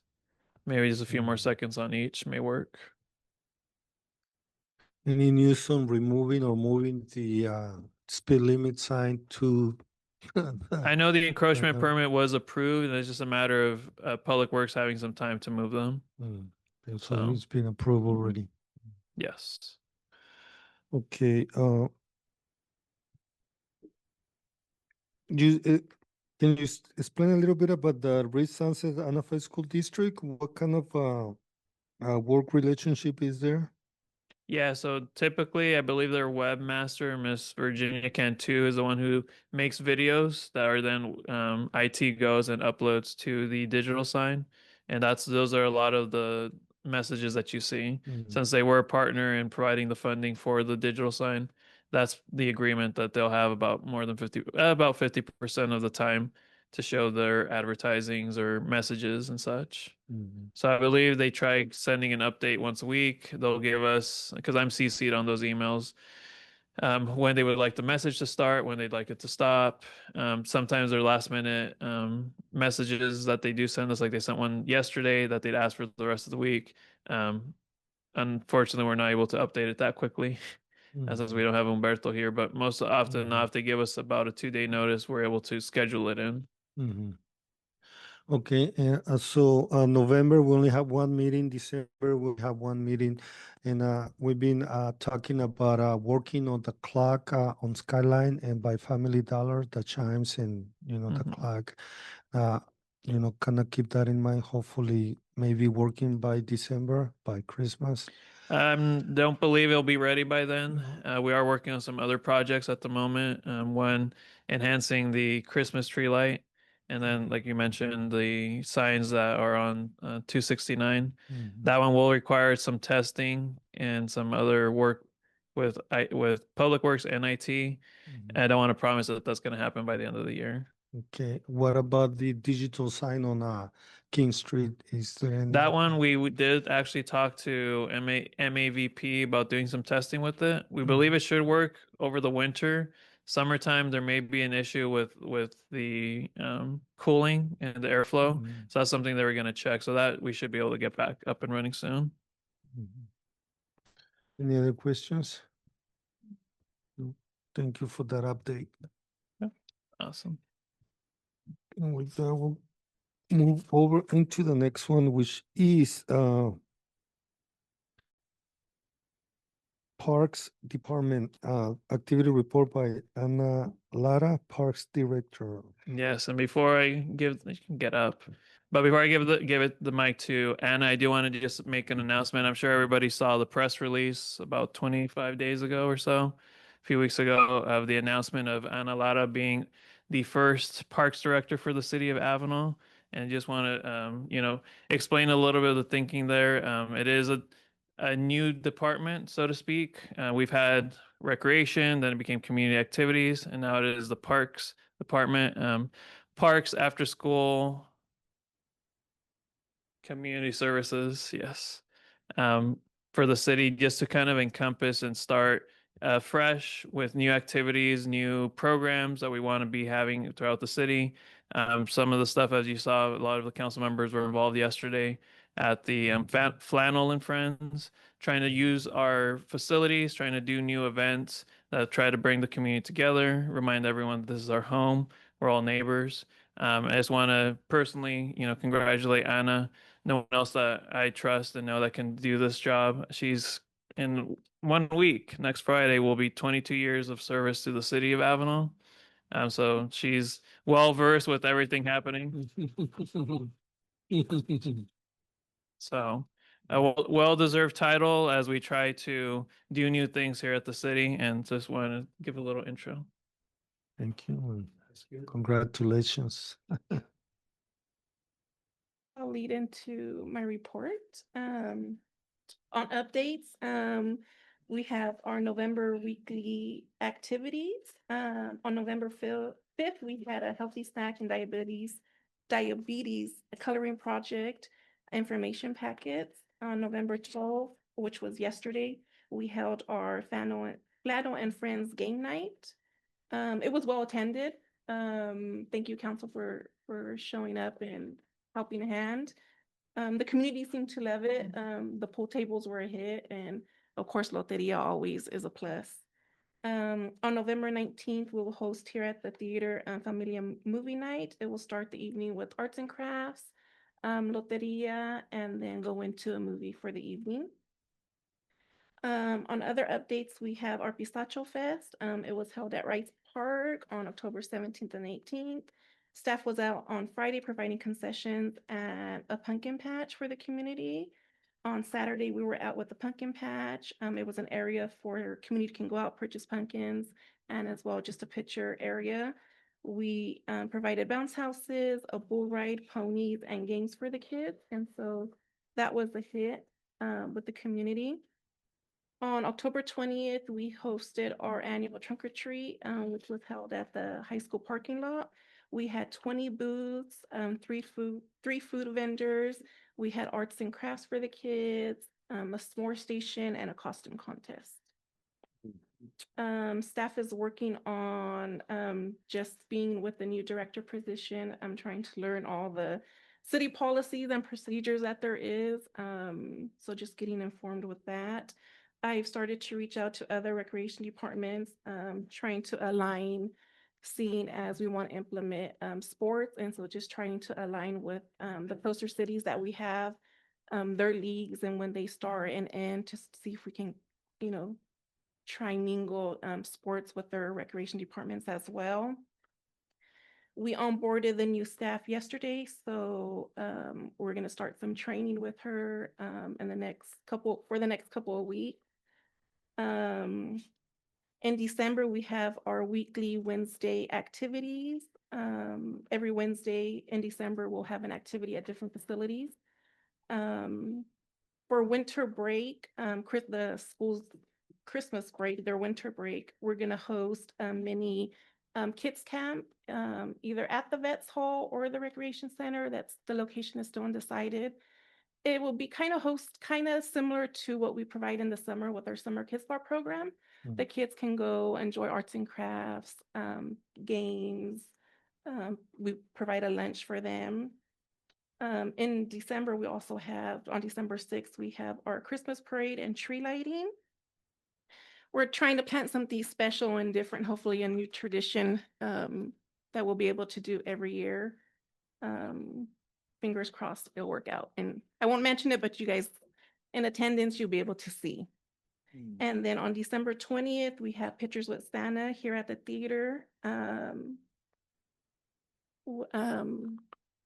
That is from 9 to 11. We continue with collaborations with Valley Voices for the food distribution. We were collaborated with KPFP on the diabetes walk that was held this past Saturday. We were going to collaborate with the elementary school tomorrow for their fall carnival.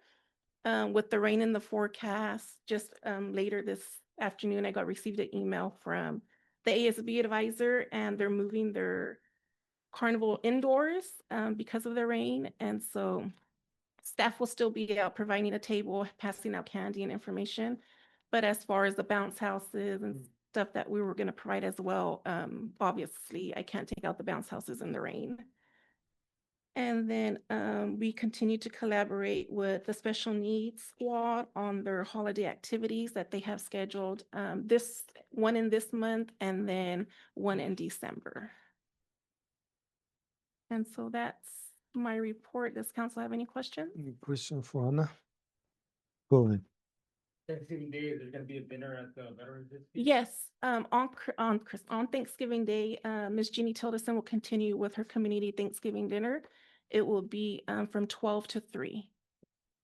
And she did increase her count. She normally feeds, she said last year she fed between 80 to 100 people, and this year she's upping her amount. She's hoping for about 150 to 180 to serve this year. Do you know if it's gonna be a dine-in or takeout? I believe it's dine-in. Yeah, Both. but she asked if I would keep decorations up for the dine-in portion. They actually do both. Yeah, Dining and some people just come in and take them home. yeah. Mhm. So she did ask if I can leave decorations up for her and stuff. Yeah. Mhm. Yeah, the intent is for community members to go and have lunch together, but some of them just come and pick up 5 or 6 Right. plates and go home. Yeah. But, the intent is for them to spend time together. What time is that? From noon to 3. 12 to And 3. she said that she would prefer that I don't post information on Facebook, kind of if word of mouth between people council knows, the community knows, just to spread with amongst each other. And she doesn't necessarily want the whole community out who necessarily may not actually need the meal. And so she's trying to keep it more To reach more to the needy. correct. Reach out to the needy people. Volunteers or? Yes. So she did ask, and I'm trying to get her some high school volunteers for the day, just to help with the cleanup portion of it. But the meal of the cooking, she says she has that all covered What day is it? on Thanksgiving Day, the 27th. Yes. Thursday. 26. 26th? No, Oh, 27. 27th? Okay. 27. Yeah, 27. No, if I may interject just real briefly on that list of activities and events, one that we've been pushing and forgot to mention is the turkey trot, or kind of a fun run that the city will be hosting the day before Thanksgiving, so Wednesday morning. Also, we'll be starting off at Veterans Hall at 8 a.m., kind of getting registration going, warm ups right before 9, and hoping to start the 5K right at 9. So we are trying to get more people signed up. It is to help fund for food baskets for needy families. And we're also soliciting any donations to, again, help with those food baskets. So it's a run for a good cause. No 3K? That'd be too short. And I don't know if we have an update on how many have registered thus far. 7? Yeah. So we're still pushing it. What we've noticed with the last few couple of runs is usually they sign up the week of. We had a few for the pistachio go run, and then it jumped to 74. So We can volunteer everyone present here so they can contribute to the food baskets. there you go. But yes, run for a good cause. So Good just for wanted to good throw that cause. one in as well. Yeah, okay. What about the Avenal Elementary Carnival? Yeah, so the What are the times? I um, did receive a letter from them, an invite. Yeah. So they were looking for donors or sponsors to help with the. Yes, and so they're moved, so it was going to be held in the parking lot, but it got moved indoors. And so she's hoping who she has coming out is still gonna come out. She wasn't quite sure yet. So it may And be limited to room Yeah. capacity. Correct. And so she said that she emailed her principal to see if she can move it indoors. She hasn't got the definitely okay to go ahead and run with it or push the date back. And so she said she would email me before noon tomorrow. In this event with the new principal, or it is still with the former principal? It 'Cause was I with the think former principal. with the former Mhm. principal. You know what time it starts at? It was set to start from 3 to 7. Yeah, because usually it goes into the evening. Yes, yeah, Mhm. What day was that? for tomorrow, Oh, tomorrow. Yeah.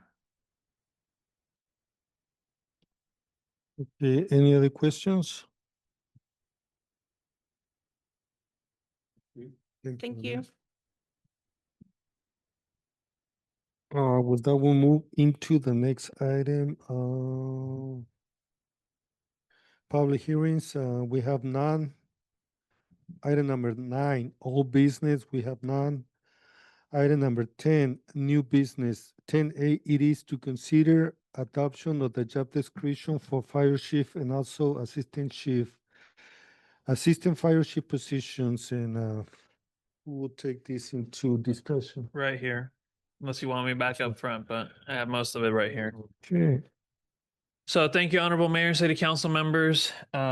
So as been mentioned, and as we take little baby steps, we are asking council to consider the job descriptions for both the fire chief and assistant fire chief positions, given that the ordinance has been passed and did go into effect late last month. This would be the next step in further developing and establishing the fire department. What you see, what's attached are a comprehensive list of duties, qualifications, and responsibilities needed to help build and maintain an effective fire protection service. There is a bit of a summary of what some of those duties would be reflected. At this time, we do have a consultant that's been assisting the city in kind of guiding what some of the framework that a fire department should entail. Now that we're looking at, possibly contracting dispatching services, possibly looking at, living quarters, equipment that needs to be procured as well. This is going to be more of a structured and kind of be more of a unique identity for the city's fire department. So it would be good to have people who will help kind of carry it to the next step, both the development and also the actual formation of the department. Both positions obviously would require extensive professional fire service experience with relevant certifications and have demonstrated leadership capabilities. Both job descriptions were made by admin staff. looking at some other job descriptions from local agencies in the area, including Hanford, Firebog, and Orange Cove, just to ensure that they are meeting kind of what the standards are in the area. If we do not adopt these job descriptions, we won't be able to continue what would next steps of then further looking at recruitment efforts, to have firefighters, fire engineers, etc., and actually formalizing what that structure will look like. We do need to have some folks who could be more full-time on hands and kind of continue with the development of policies, again, with the equipment and communication needs, and then be able to provide these reports to the city manager, city council on the progress of the fire department. So attached are are the job descriptions as well as a resolution to formally approve and adopt the fire descriptions, and then so we can begin a recruitment process for those. And something not included in the staff report, but again, is harkening back to the formation of the Avenal Police Department. When that was formed back in early 2010, with the ordinance back in March of 2010, one of the first steps that the city did was to hire a police chief, and then from there, following their advice and recommendations on the formation of the department, the location, equipment, and then the hiring process as well. So we're kind of following in those footsteps now. Any questions? Any questions regarding the ordinance? I have questions, but I have a bunch of comments about this. Go ahead. Okay, for months now, I've been asking for an action plan, a master plan drawn up to show the initial framework of the establishing this fire department. That's something that our consultant has failed to do. That's what he's hired to do. In that master plan, it should say the cost of the staffing, starting this fire department, the cost of equipment, that some of it has already been purchased without council approval. The amount of money it's going to take for the cost of staff for their health insurance, cost of workman's comp insurance, CalPERS premiums, the cost of operating the equipment, the cost of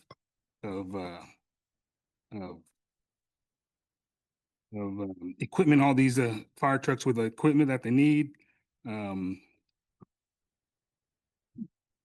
cost of the building that we're gonna retrofit at the hospital to staff these people to be on, or that's gonna be on the fire department, living quarters. None of that has been presented to the council. So how are we gonna approve job descriptions? We don't even we don't even know what it's gonna cost us to even, at least a rough estimate of what's gonna cost to start this fire department. Nothing has been given to us. Like I said last time when I was on Zoom, or this is like building a house without any plans. How are we supposed to know what it's gonna cost us? So we're just doing step by step. So it's not a good thing.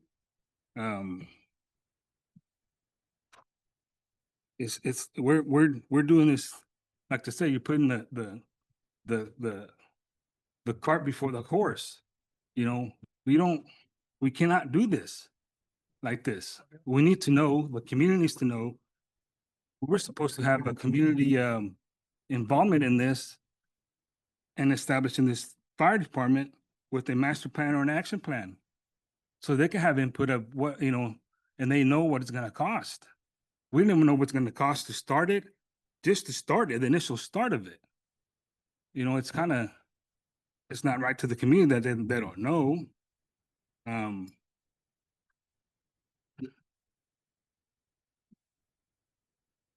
what's to tell us also too that what it's gonna cost maybe within 5 years, the estimated cost of this fire department. Because I pulled some information the other day. It's the average of a fire department every year is between 15 to 30% increases within 5 years. Are we gonna able to afford this in 5 years? Raises. I know a lot of these guys that are on the fire department are gonna want to be in a union, so you're gonna have to deal with that. A lot of things, but an action plan has not been given to us, so we can know exactly what we're getting into. And that's, like I said, this is where Mr. Rubin over there has failed to do. After I've asked numerous times, and then we spent money that was not approved by this council either for those apparatuses. So I move that we pull these job descriptions all together until we get the action plan.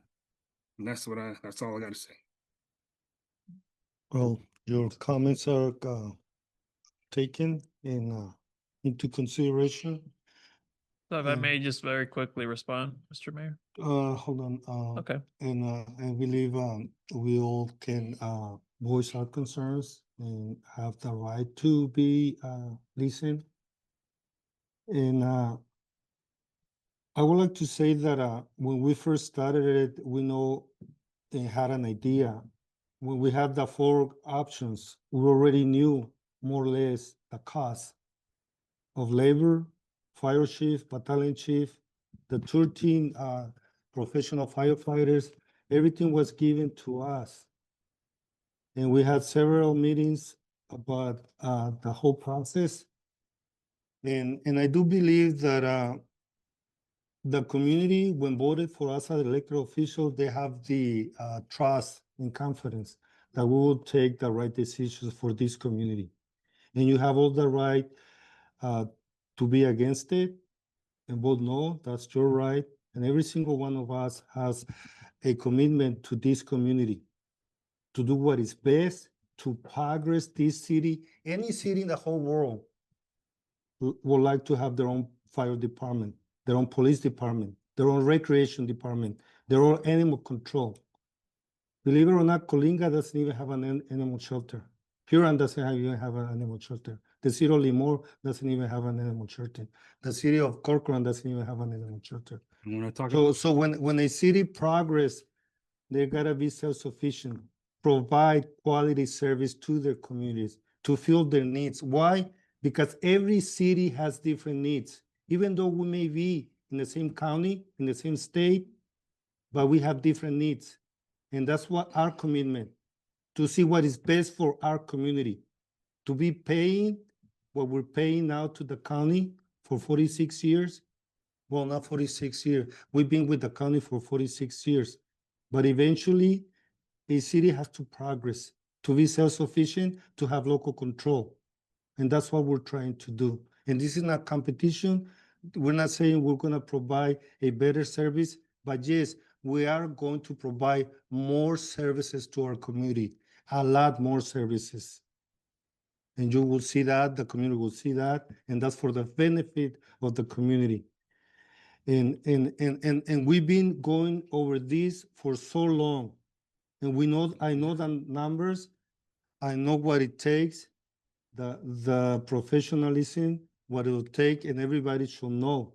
And I'm glad that you're trying to get information that will help you make a decision, the right decision for you. But don't just think about you, think about the whole community. The whole community needs to be united, not divided. And we need to move forward. And with the community support, we can accomplish, like I said it before, any project, any goal, any vision. Because this is our city, this is our community. We live here every single day. We see what is happening. We know the needs better. With all respect, we know better our community needs that the supervisors from our county. We know our community needs better than our assembly people, better than our senators, even better than our congressmen people.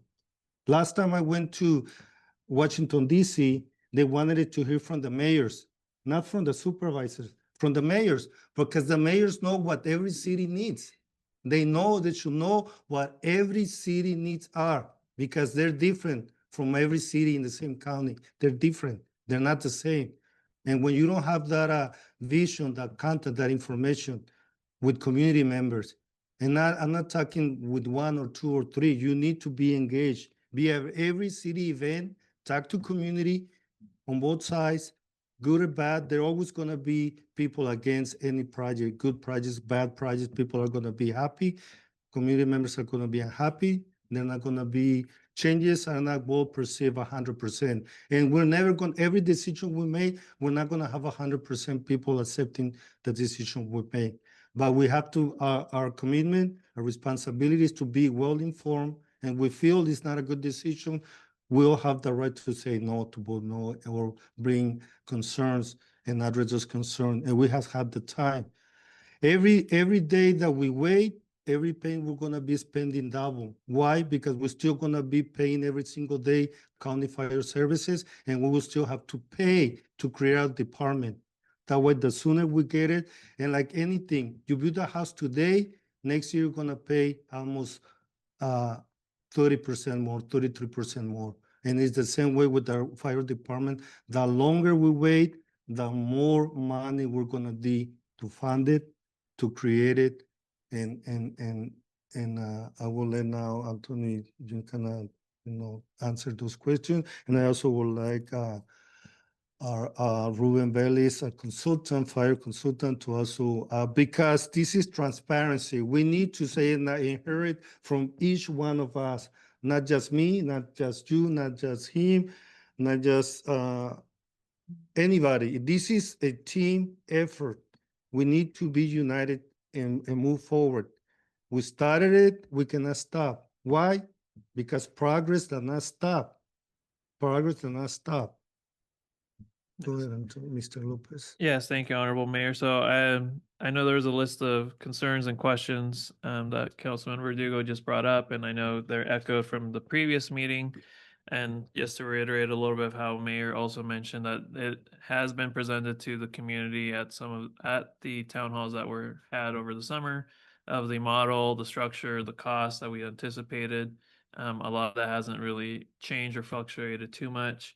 One of the major push for this, as I said at the start of my staff report, is that given that we're now getting into more of the permanence of items and decisions, these are things that we do feel, the administration feels that would be best that a new chief is able to get started off the ground and see it through to the end, and not instead build something and then hand it off to somebody and say, well, this is kind of what we built and what we decided on.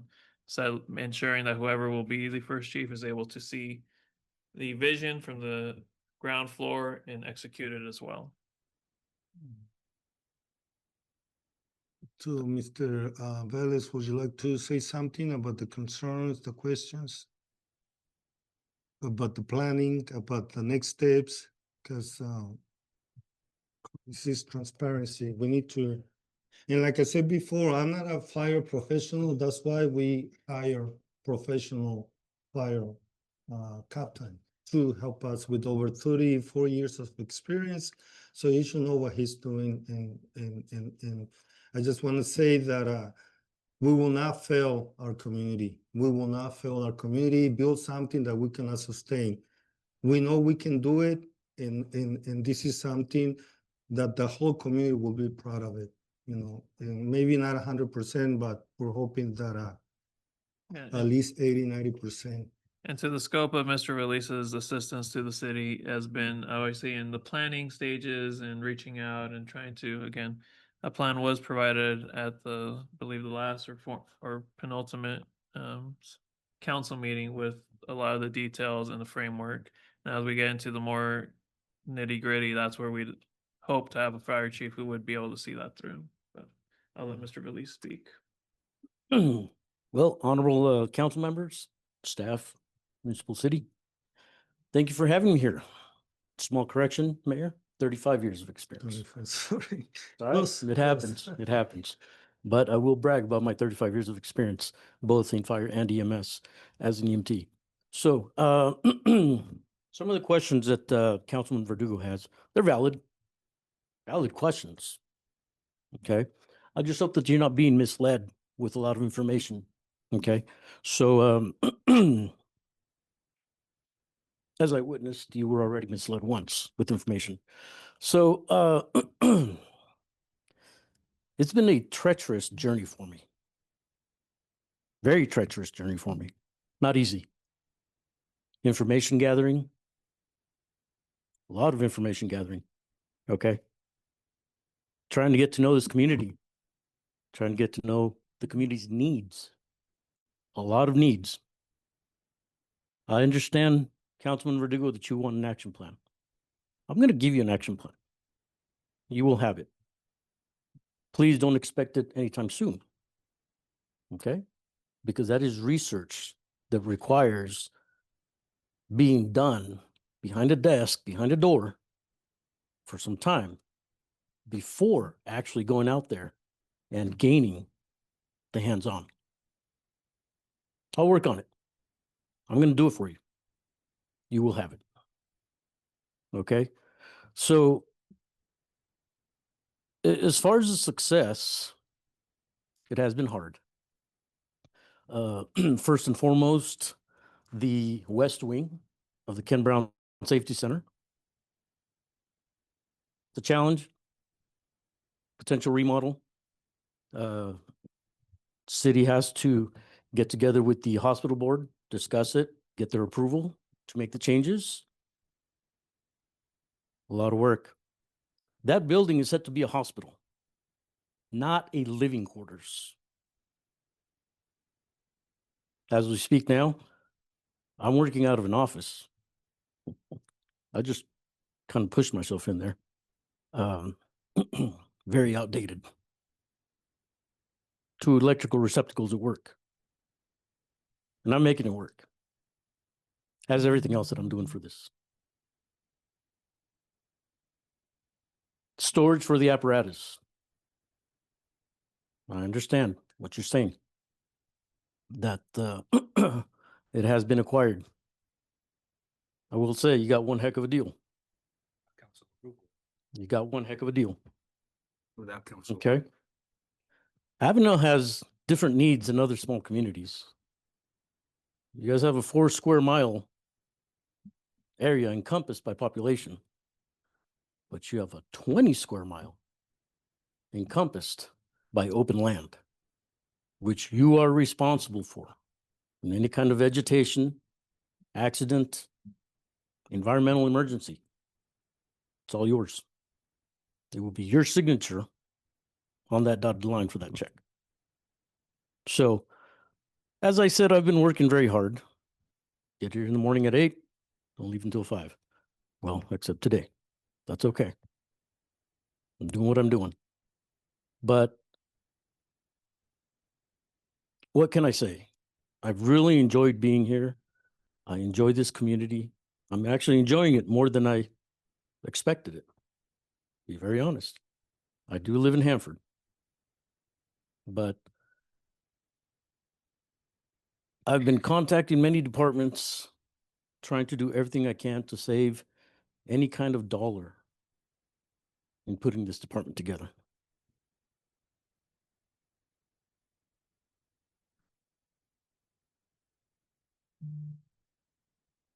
As a consultant, I'm gonna be very straightforward because that's the kind of person that I am. In many ways, I've already been insulted, disrespected, and offended. But I'm still standing here. You will have your action plan. But I do ask for one favor. Instead of reacting, please be proactive. Ask me. I'm at the Ken Brown Safety Center. In fact, I encourage everyone and anyone out there, be proactive, not reactive. Very easy to find me. Call City Hall. Speak to the mayor. Come ask me questions. I never said I was perfect. In fact, the most experienced consultant out there is not perfect. They have their own network of people to communicate with. Progress is happening. I'm getting there. I'm doing everything I can. I am one person. So, once again, I do have, just presented to Mr. Lopez there that I did come up with an idea to save a lot of money on the living quarters. I cannot give any more information on that yet because I have not contacted the other agency. So I need to wait.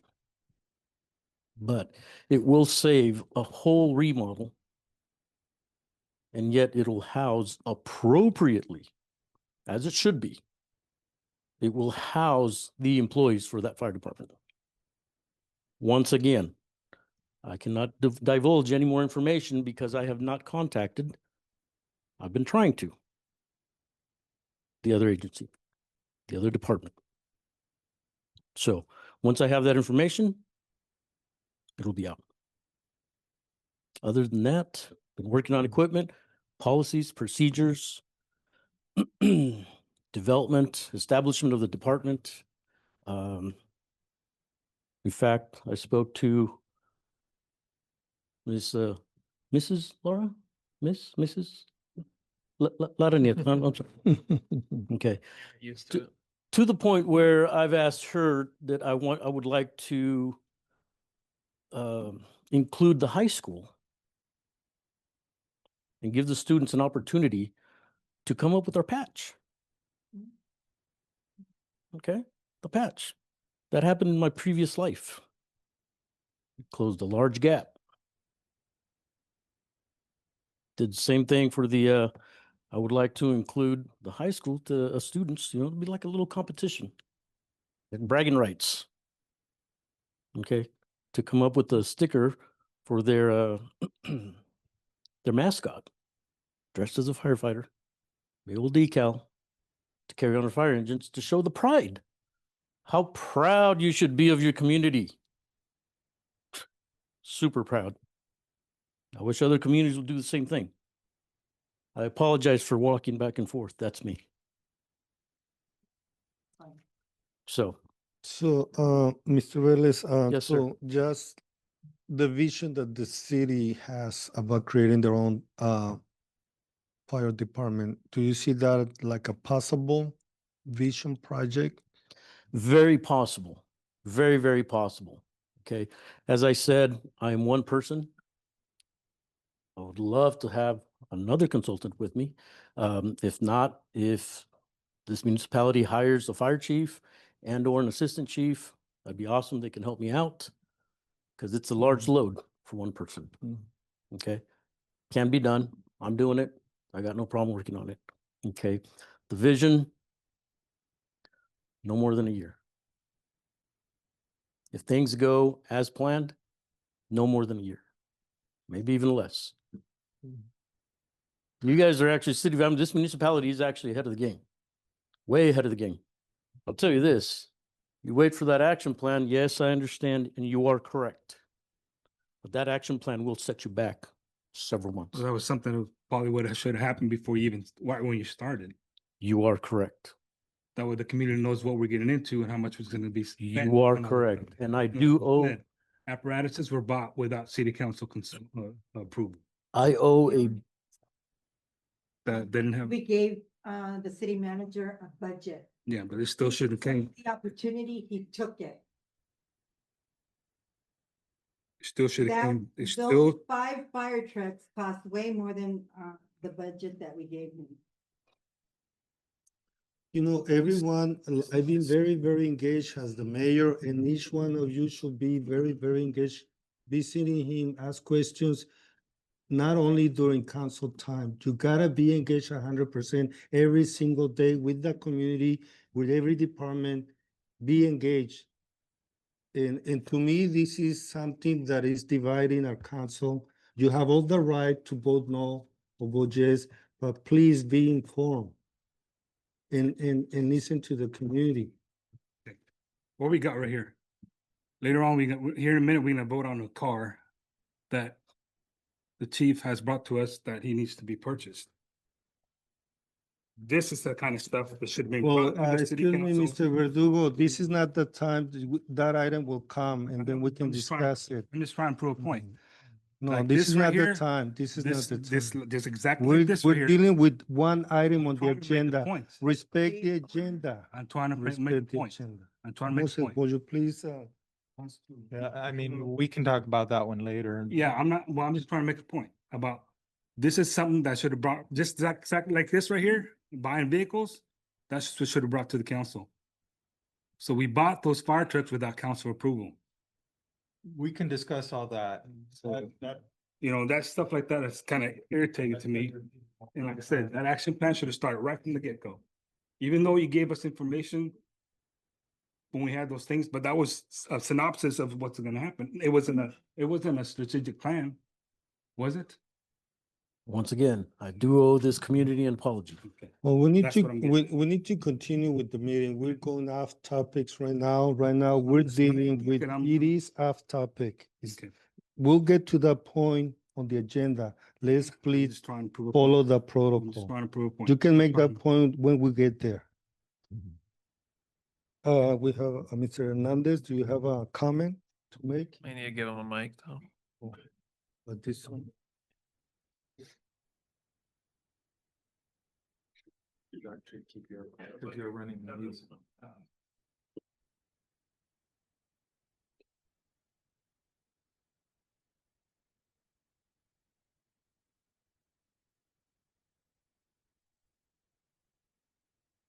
I think we should just continue with the process step by step and just make it happen.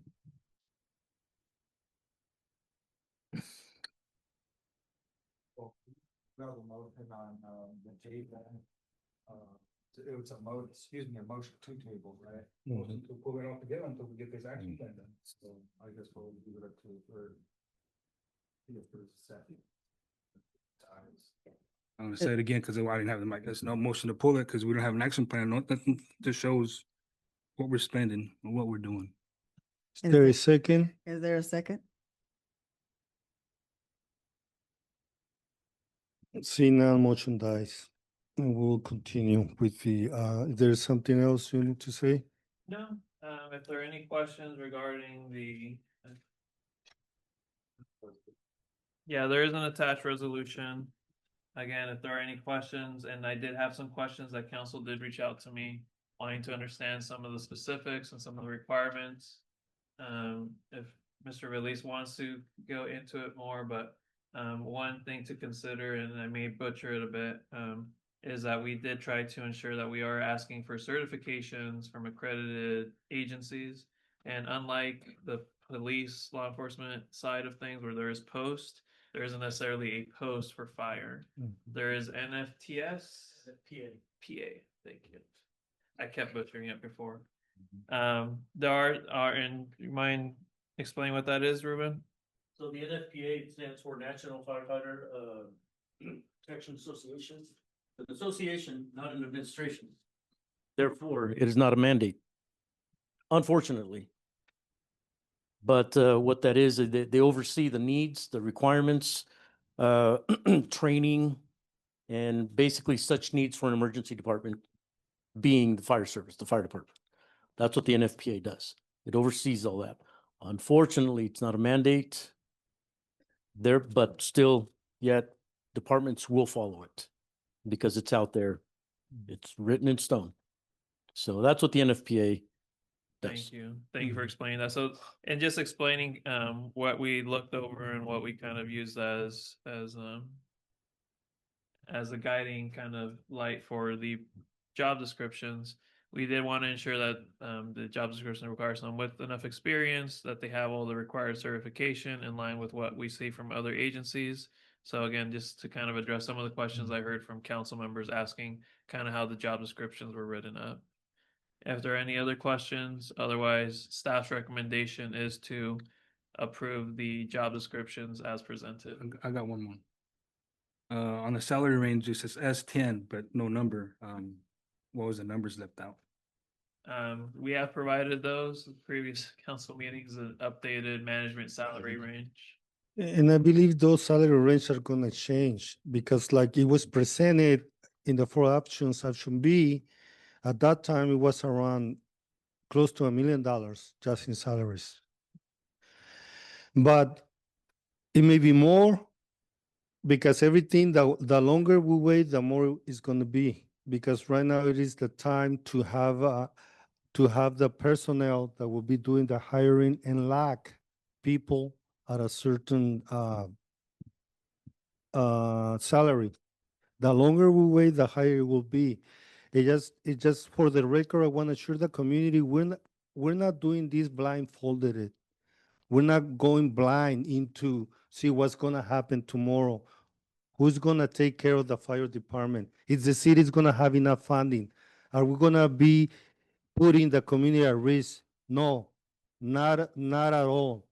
We're confident with one thing that I learn not to do micromanagement. I'm not gonna go into recreation department and mandate what they tell them what to do, or public works, or police department. We have personnel like the police chief. He knows his business. I'm not gonna go there as the mayor or as a council member and tell him what to do. Do this, do that, do me a favor. That's not what a police department should be about.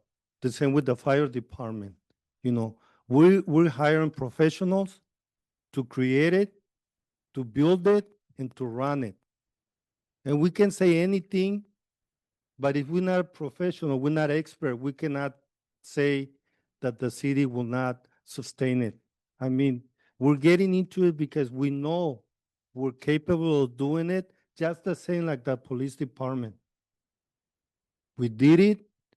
We're taking care of the animal shelter. We're taking care of building permits. We're taking care of every department in the city. This is our city, and we care for it. We'll build it, and we will build progress.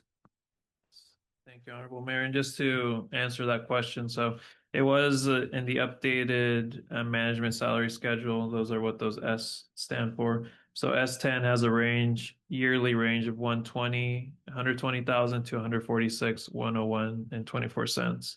S8, which is the assistant chief, would be a range of 109,200,000 to 132,733 and 28 cents.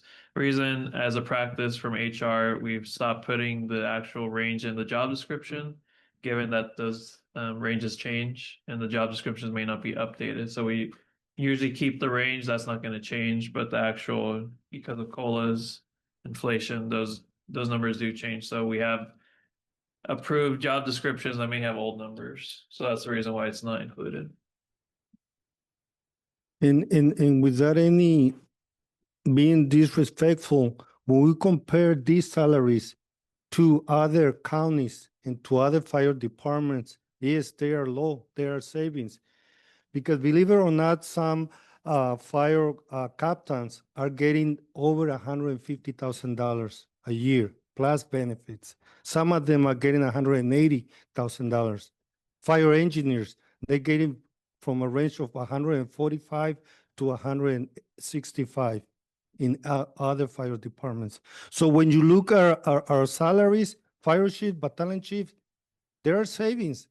Because when you look at other cities with fire chief, how much are they getting? Battalion chief, how much are they getting? So yes, they do have the experience, but they started it as volunteers, a lot of them.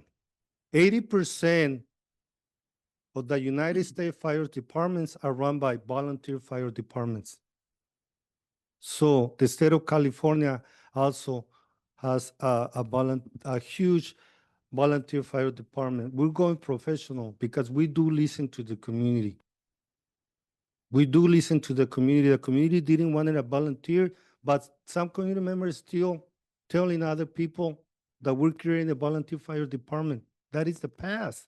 People cannot get over that. There's still people these days saying we're creating a volunteer fire department. All volunteer, where there is no all volunteer fire department. Why? Because every volunteer fire department has a paid fire chief and a paid battalion chief. So there is no all volunteer fire departments. Not in Fireball, not in Limor, not in Wood Lake, not in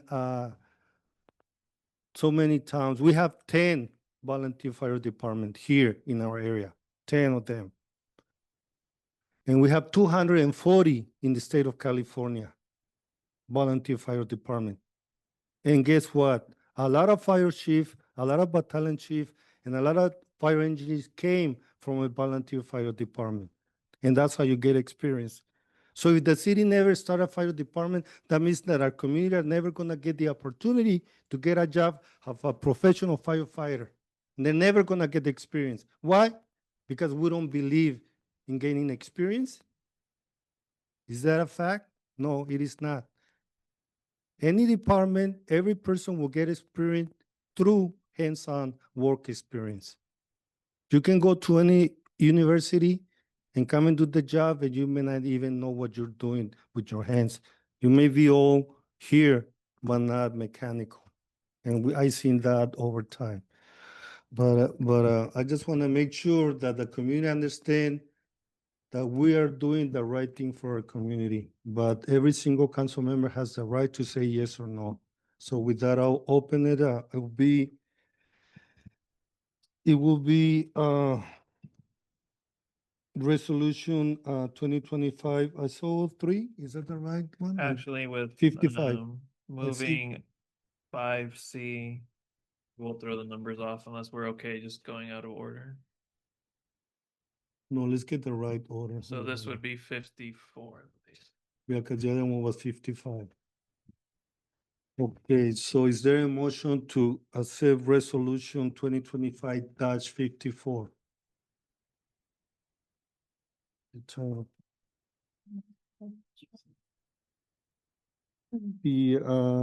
For the job descriptions for.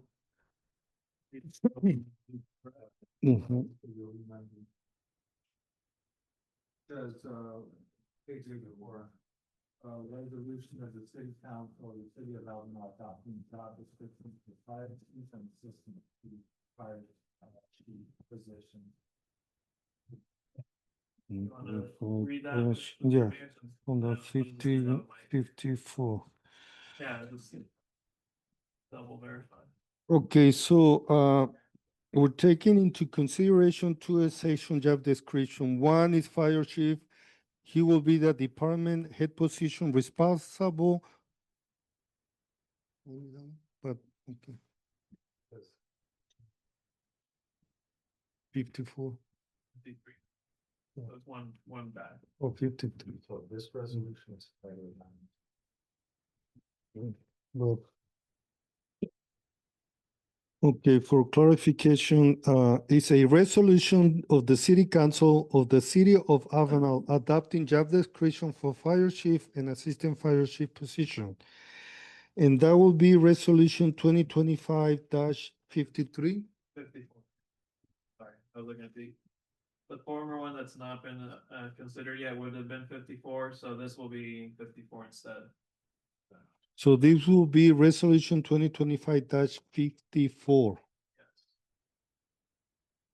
So is there a motion? We have a motion by Mayor Pro Tem Ms. Gomez, and I will second that motion. Any roll call, please? Councilman Reynosa, Yes. Councilman Verdugo, No. Councilman Hernandez, Yes. Mayor Pro Tem Gomez, Yes. Mayor Preciado. Yes. For the record, resolution 2025-54 passed with a vote of 4 in favor, 1 against it.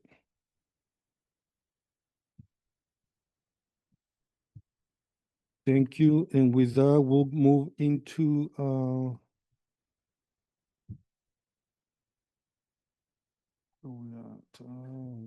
okay, 10B, that is to consider adoption of job description for public works, landscape, park maintainer leader position. And Go off of memory for this one. I am scrolling it for Zoom. You want me to go back to the corner? But yeah, so for consideration for the council, we are requesting to create a new job description, given that now, as the Public Works Director just mentioned in his report, and we did have for the top of the meeting, but it'll be for next meeting. We have some internal movements and changes within the departments of staff moving to other departments, which has opened up positions within Public Works and the maintenance department, as well as the landscaping. And with the addition of 2 part-time landscaper positions that are also being onboarded next week, we see a need to have more supervision to all these new hires. Especially since we do know that our departments do have to work together a lot.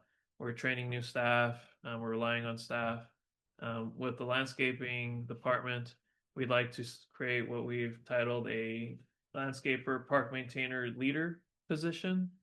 They would not be a full-on supervisor like the public works supervisor, but they would be in charge of their kind of group of people and their responsibilities and requirements in the landscaping department.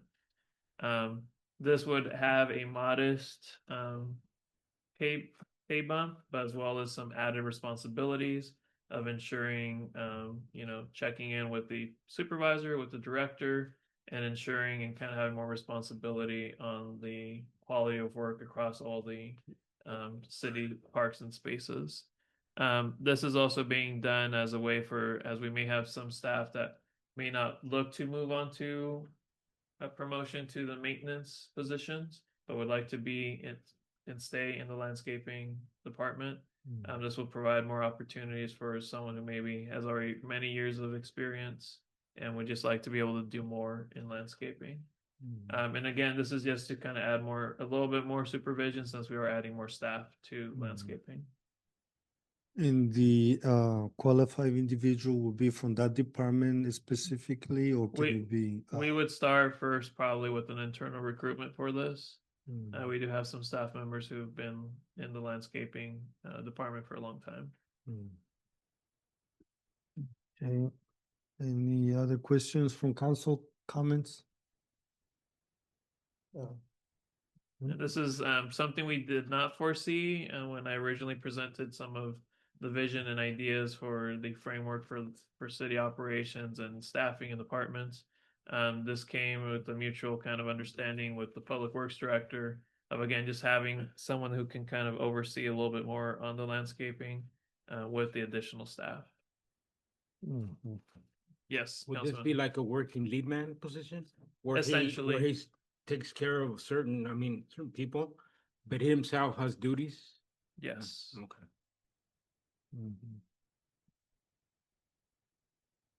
And that's kind of where we modeled it off of some of the lead man responsibilities, but tailored to landscaping.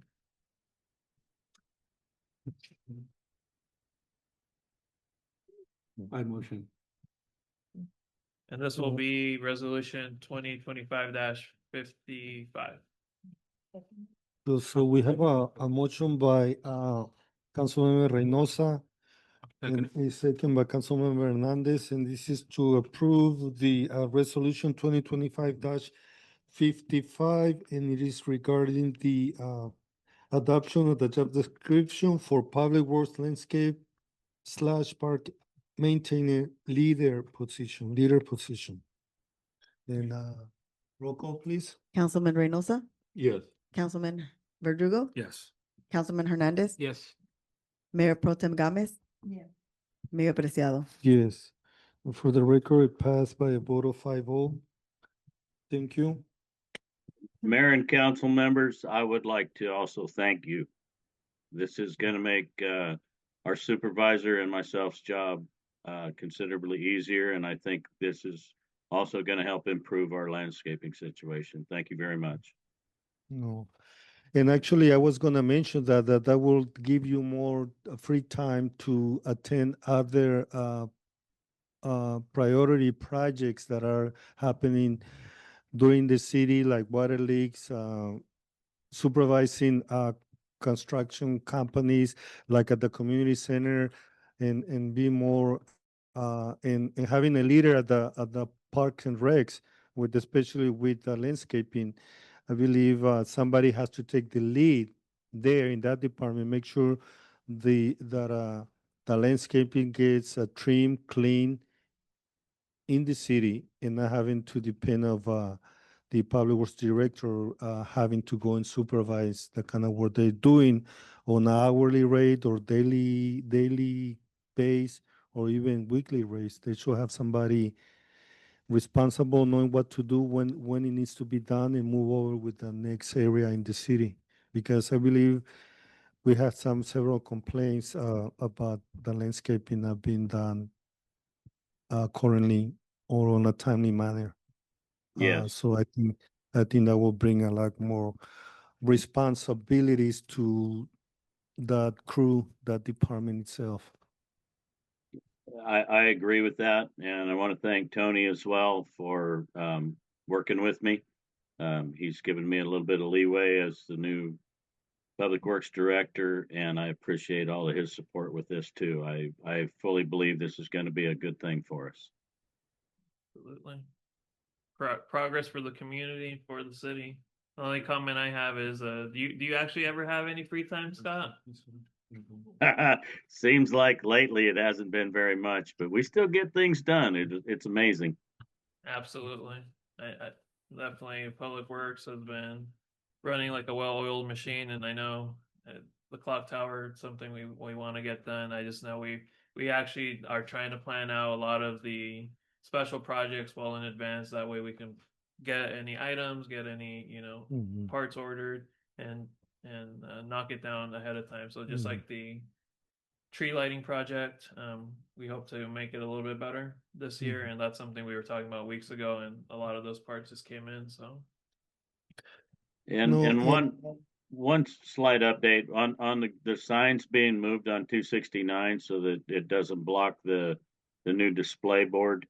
I'm still waiting on parts. They've been back ordered, so it's scheduled. We've had the USA called so that we can do the digging. Everything's there except all the parts that I need. So I am waiting on supplies right now. And lastly, I just want to say that there's so many responsibilities for the public works director. That includes sewer plugs within the city, working together with the wastewater treatment plant, also water distribution within the city, water leaks, water main leaks, uh, also having to be there with the equipment going down, tractor equipment, complying with air pollution control district, also having to deal with the water treatment plant, helping them whenever there's a water leak, bringing the operators, staying overtime. So, it is understandable that a lot of things may be overlooked when you're so busy dealing with other duties. So, we appreciate all the supervising work that you do through the whole city. There's so many things that happen in the city, and community is not aware that when it gets done, what happened, why did it happen, when did it get fixed, and what it took to get it fixed. And sometimes it's not only costly, but it's also a lot of labor involved. For instance, a water leak. A water leak may take 6 hours, 12 hours, 18 hours, 24 hours, 34 hours, or even 48 hours, and even more. So, we gotta set up our priorities. Also, contamination in our distribution lines. I mean, so many things to talk about, but we really appreciate in Tony's vision to make every department more efficient and be ready to provide the services that the community needs. Sometimes they complain because a sewer plug doesn't get fixed in 15 minutes. Sometimes it may take a couple hours to get it fixed. Sometimes personnel may be busy at a water leak. So there's so many things that having somebody supervising other departments, I think will be beneficial to the whole community. It will be. And we really truly have a very good crew right now. And everybody just steps up and does a great job. I'm super proud of all of the divisions in our public works departments. Yes, and it takes a team, and we have a really good team right now with utilities, public works, and even the recreation the new parks. So we all work together and it's a good team and we're trying to make it even better. Absolutely. Appreciate each and every one of you guys. Appreciate every single employee in every department. Like I said it before, we shouldn't have or say that we have a Department A, Department B, Department C. I believe every department is essential to the daily operation of the city. Some may be in a more critical situation that implies the health of our community, but every single one needs to be appreciated. You know, landscaping, recreation, public works, wastewater treatment plant, water treatment plant, police department, communities, you know, and then we have at the office, we have also so many titles and people working there, and then sometimes they do go overseeing. You know, nobody knows what they know they're city employees, but they don't really know what they do, their responsibility, their commitment, and sometimes they go out of their daily life to provide the services that the community needs on a daily basis, and that goes unseen sometimes. So we need to be more appreciative of that and keep moving forward. And like with these changes, we will continue to progress in our community, in our city. So with that, we'll go into item number C. That is one of the emergency items, and that is to consider the approval to purchase and outfit a 2026 Ford Police Interceptor utility under the Barn State Crease Intervention Program, and I believe Chief Velasco will take it into discussion, and then we'll take action. Good evening, honorable council members, city manager, city staff, and community members. This is for a staff report for consideration of approval to purchase and uplift a 2026 Ford Police Interceptor utility under the Burn State Crisis Intervention Program grant.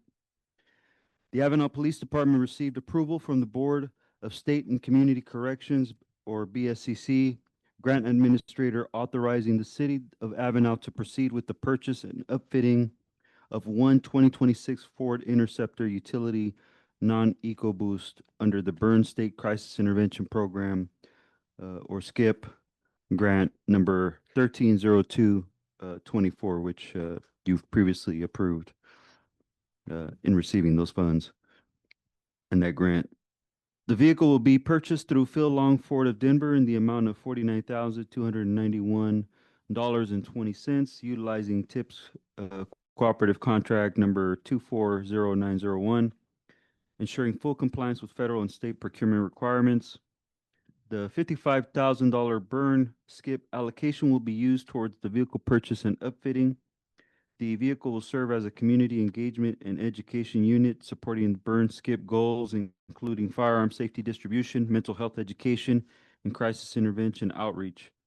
In addition to outreach duties, the vehicle will also serve in a patrol capacity and continue to be used operationally by the department beyond the grant period. The department received a quote from Airway Communications for the complete upfitting of the new 2026 Ford Interceptor, which I have attached, or which is attached with this report. Cost for the 2026 models may be slightly higher than the 2025 vehicle previously outfitted due to the updated equipment packages, model year changes, and current supply chain pricing. The quote includes the full emergency lighting system, siren, console, partitions, electrical integration, cargo equipment, and related installation. Additional project-related equipment, including the mobile data terminal, docking station, and radio, will be funded by the City of Avenal as in-kind contributions. Pricing for these items may vary slightly from preliminary estimates depending on vendor availability and model year specifications. This in-kind portion was already incorporated into the Avenal Police Department FY 2025-26 budget in anticipation of the BSCC only funding $55,000 for the vehicle purchase and outfitting. Staff requests broad latitude to finalize these purchases to ensure timely deployment of the vehicle as long as all equipment remains within the standard market ranges and consistent with operational needs. Now, the quote for from Airwave, that's a solid price. I'm just referring to the MDT, the dock, and the radio. But I have attached some, for transparency, we attached the reference materials from recent vehicle builds showing comparable equipment, labor, and installation costs. And these were pretty current. I believe we just finished those purchase orders for the MDT, the radio, and the dock about a week ago. So the pricing should be either the same or within the same market price. And I'll go over some more numbers here in a bit. But these examples demonstrate consistency in pricing over the past build cycle and help substantiate the expected ranges for the current upfit. These vehicles will be used extensively at community events, firearm safety workshops, mental health presentations, and major outreach initiatives. It will significantly enhance the department's visibility and its ability to transport staff, materials, and equipment for burn skip funded programs.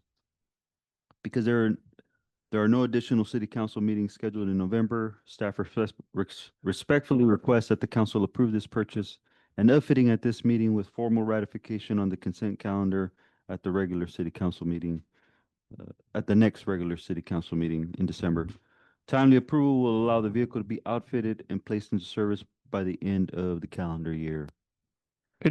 Chief, just real quickly, could you elaborate a little bit more about why we had it included as an emergency item? I know we just got approval on this yesterday and Right, the timeline. Right, I attached the email. We had submitted for approval November 5th, and we didn't expect that it was going to be approved so quickly. So it was approved actually just yesterday. So once I received the email, I asked the city manager if we could put the item on the agenda, just because I know we don't have another meeting until December, and I believe that the vehicle could be delivered to us by November or December, and I'd like to get it upfitted and ready to be deployed, hopefully by January. Yeah. It's also to secure pricing and its availability, correct? Right, to secure the pricing and to make sure that, with the times, and the geopolitics going on right now, we don't know if those prices could increase, tomorrow, next week, next month. So, If I have, so this $55,000 grant is separate from the $371,000 from that other grant, or this is combined? no, this is combined. Yeah, this was written into the grant. I had asked for $55,000 to be allotted for a vehicle, and they gave us that allotment. Now it is separate from the CHP grant. I don't want to get it confused. And I was going to provide some clarification for the public. We did get approval to purchase a vehicle from the CHP grant, which we approved. Believe it was either last meeting or the meeting before that. That one paid that 70. I believe it was just a little over 79,000. That was going to be paid for by the CHP grant in its entirety, except for a small portion of the radio because it's a 1 year project, and the 3 year warranty was just a little bit more, so they prorate it. So it was like a couple of $100 that they wanted off the price, so we did that. But knowing that we had received that grant, and knowing that we had the $55,000 from the Burns grant, when we proposed our budget to the city manager, you'll see on the line item on the bottom of that budget, it says 170,000. And the total cost of the purchase of these two vehicles is going to be about 160,000. So it's going to be under budget, but we also get about 133,000 of that reimbursed through the grants. So really, we'll be getting two brand new vehicles, and the city will only be paying about a little over $27,000 for those vehicles. If that makes sense. And I know, and I know I saw some comments previously that the community had. They had some questions about the pricing of the vehicle, and that is actual cost of a patrol vehicle, and the upfitting. And I can tell you some agencies pay a lot more just because they have more advanced equipment on there, a lot of additions. And these are actually very reasonable price. Uh, it can range anywhere between 77,000 to 90,000, depending on what location you're buying from or where you're going to. But fortunately, we were able to get it at very reasonable prices, very competitive pricing, especially through the upfitting company that we're going through.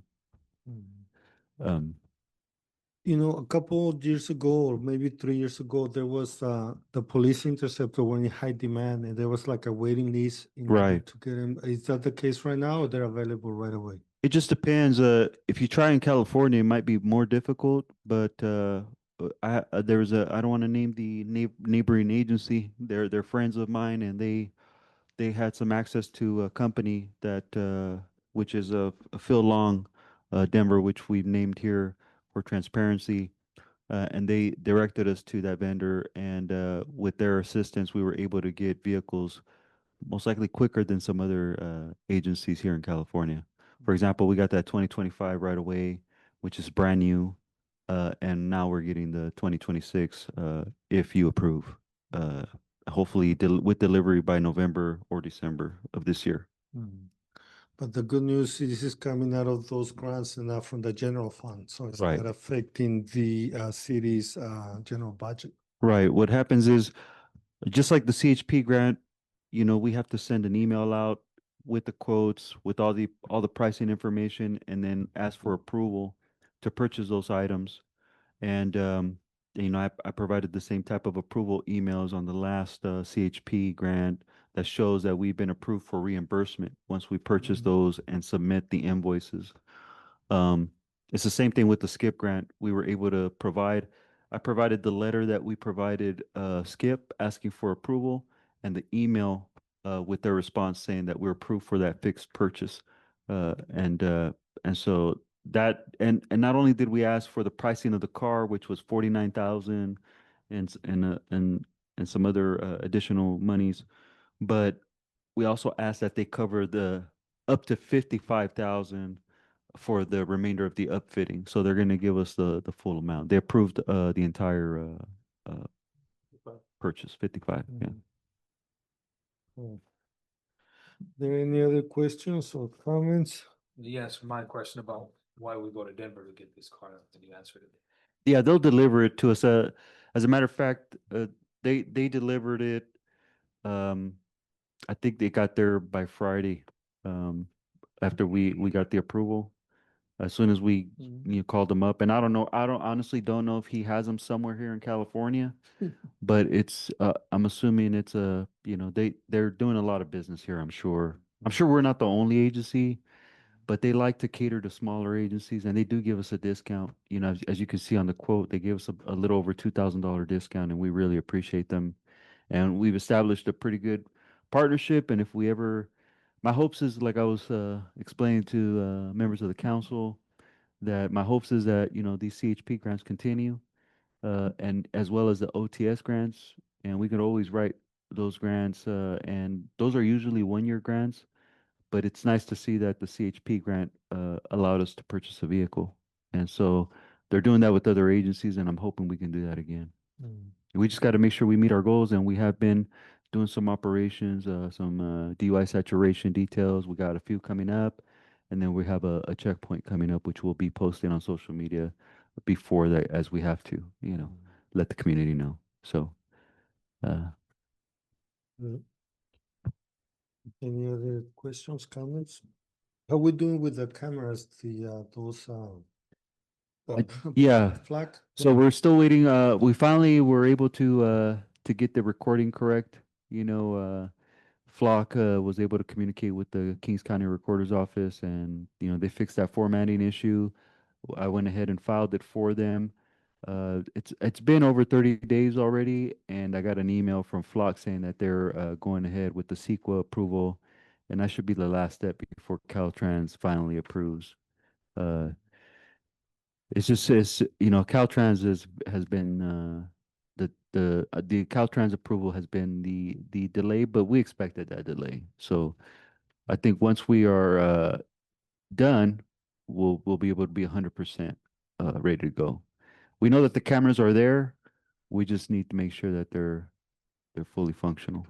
Mm. So, but the ones that we do have right now, I will say they're paying a lot of dividends, you know. So we have been able to make some headway on some complex cases, and I imagine we're probably seeing a downturn in crime because of it, you know. So you know, knock on wood, right? We're doing pretty good. You, you need all the help and technology you can to solve crimes in an efficiently way. Right. You know, it used to be, you know, obviously the traditional ways of enforcing the law and investigating crimes is still good, but it's nice to leverage that with the technology that's available now. And I foresee that changing even more so here in the future. And you know, it's going to be interesting to see. But I'll probably be retired by that time. But you foresee that the flag camera will stay for a long time? Oh yeah, yeah. I imagine they're every community wants them. You know, they're a popular brand right now. They're easy to use. Agencies love them. They offer other services now. They're expanding. It's kind of like when Axon first started. You know, they were a great company, and now they're you know, their net worth is worth billions, and their stock is high, and they're just a popular company. And I think they're heading in this direction. You know, their Flock is expanding for sure. Mm. Mm. Okay. So, any other questions? There's there a motion to approve, I motion. I'll second. We have a first and a second, first by Councilor Reynosa and a second by Mayor Pro Tem Gomez. Angie, roll call, please. Councilman Reynosa, Yes. Councilman Verdugo, Councilman Hernandez, Yes. Mayor Pro Tem Gomez, Mayor Preciado. Yes. And for the record, Thank it will be resolution 2025 56 Yes. for the record, and it passed by a vote of 5-0. Thank you. And with that, we'll move into the next item, and that will be now item D that was moved from consent calendar. And that is, we're gonna discuss, consider approving amendment to joint powers agreement of the Central San Joaquin Valley Risk Management Authority. And we're gonna have a discussion on this one. Yeah, just a brief summary, right? Yeah, yes, it's my question. Okay, so in essence, each city, county, they're allowed to become self-insured, in other words, for liability. Accidents, slips and falls, any kind of accident type thing. And so, but most choose to, you know, pay for insurance, get an insurance policy. So the legislature set up this system under the government code where you can self-insure, but you can pool together, meaning more than one government agency, city, county, special districts, they can come together, sign it, what's called the Joint Powers Agreement, and create a new agency that does all the insurance work for you. And so it's still self-insurance, but you're doing it through a separately created public agency. And so that's what the San Joaquin Valley Risk Management Authority is. We refer to it as RMA for short. That's a separate local government agency which is created solely by a contract, a joint powers agreement between cities that have chosen. And you can see the cities there. If you look on page 38 of your packet, you'll see all the cities listed there who have signed on to the agreement. And so each the joint powers agreement was yeah, on the left-hand side. Yeah. So and where's that on the bottom? And so what happened was this was the joint powers agreement that's in effect now was last approved in 1994, I believe. And it's outdated, yeah, 1994. And so what happened is there are new laws that went into effect. And so the agreement with the board of the Joint Powers Authority asked their legal counsel to review it and bring it up to date because it's, you know, 30, Yeah. 1 year, years ago. So anyway, they've updated the agreement, and they're asking all of the member cities, when you sign on to the joint powers agreement, you become a member, city. And so they're asking the member cities to approve the agreement. If you don't approve it, well, for the ones who do approve it, they will remain in a joint powers agreement. The one who don't, the RMA has authority to just cancel them out, and then we'd have to get our own insurance. Find another joint powers authority. This isn't the only one that exists in California. But each year, the RMA will require payment by each member city of a certain amount that they believe is necessary to fund the agency, because they subcontract with a private company called Sedgwick to be the administrator, kind of like a claims adjuster. But so in essence, it's really a government agency, but it operates as an insurance company. And then on top of the basic liability, what they do is they buy excess liability insurance policies from actual insurance companies. And so, and it's a huge amount. I can't remember. I don't know what it is right now, but in years past, it's like tens or even $100 million of excess coverage. So it's a good program. And this is simply an item to update the joint powers agreement and bring it up to date. The city being an active member since 1979. No, late 80s. This came up late 80s or early 90s, because some of our water USBR cases had to go back and see if we had coverage back in those dates. And there's a lot of benefits, and it's like a pool of money that actually helps communities instead of coming up front with the cost of hiring attorneys or claims or paying them. RMA actually pays for those claims that the city is liable for. So it is a huge savings to every community that is listed there. And that's also, it's kind of similar to also DMV has a program too, where you can actually provide your own insurance if you have you don't have to buy insurance from an insurance broker. You just gotta post a deposit, and you don't have to buy insurance, you're self-insurance. But this one is a pool of communities or cities that actually come with this huge money, and whenever city needs help, either legally or paying a claim, they will come in and step forward and pay for it. And the city don't even have to pay Moses to represent us in court, or Right, just like a private insurance company, they'll hire a defense counsel to defend the lawsuit. Any other questions? Any other question for Moses about RMA? No. Good to know. So with that, is there a motion to accept it, to consider approving the amendment to the Joint Powers Agreement of the Central Valley, San Joaquin Valley Race Management Authority? So that will be a resolution now different from the other one. 2025-57. So moved.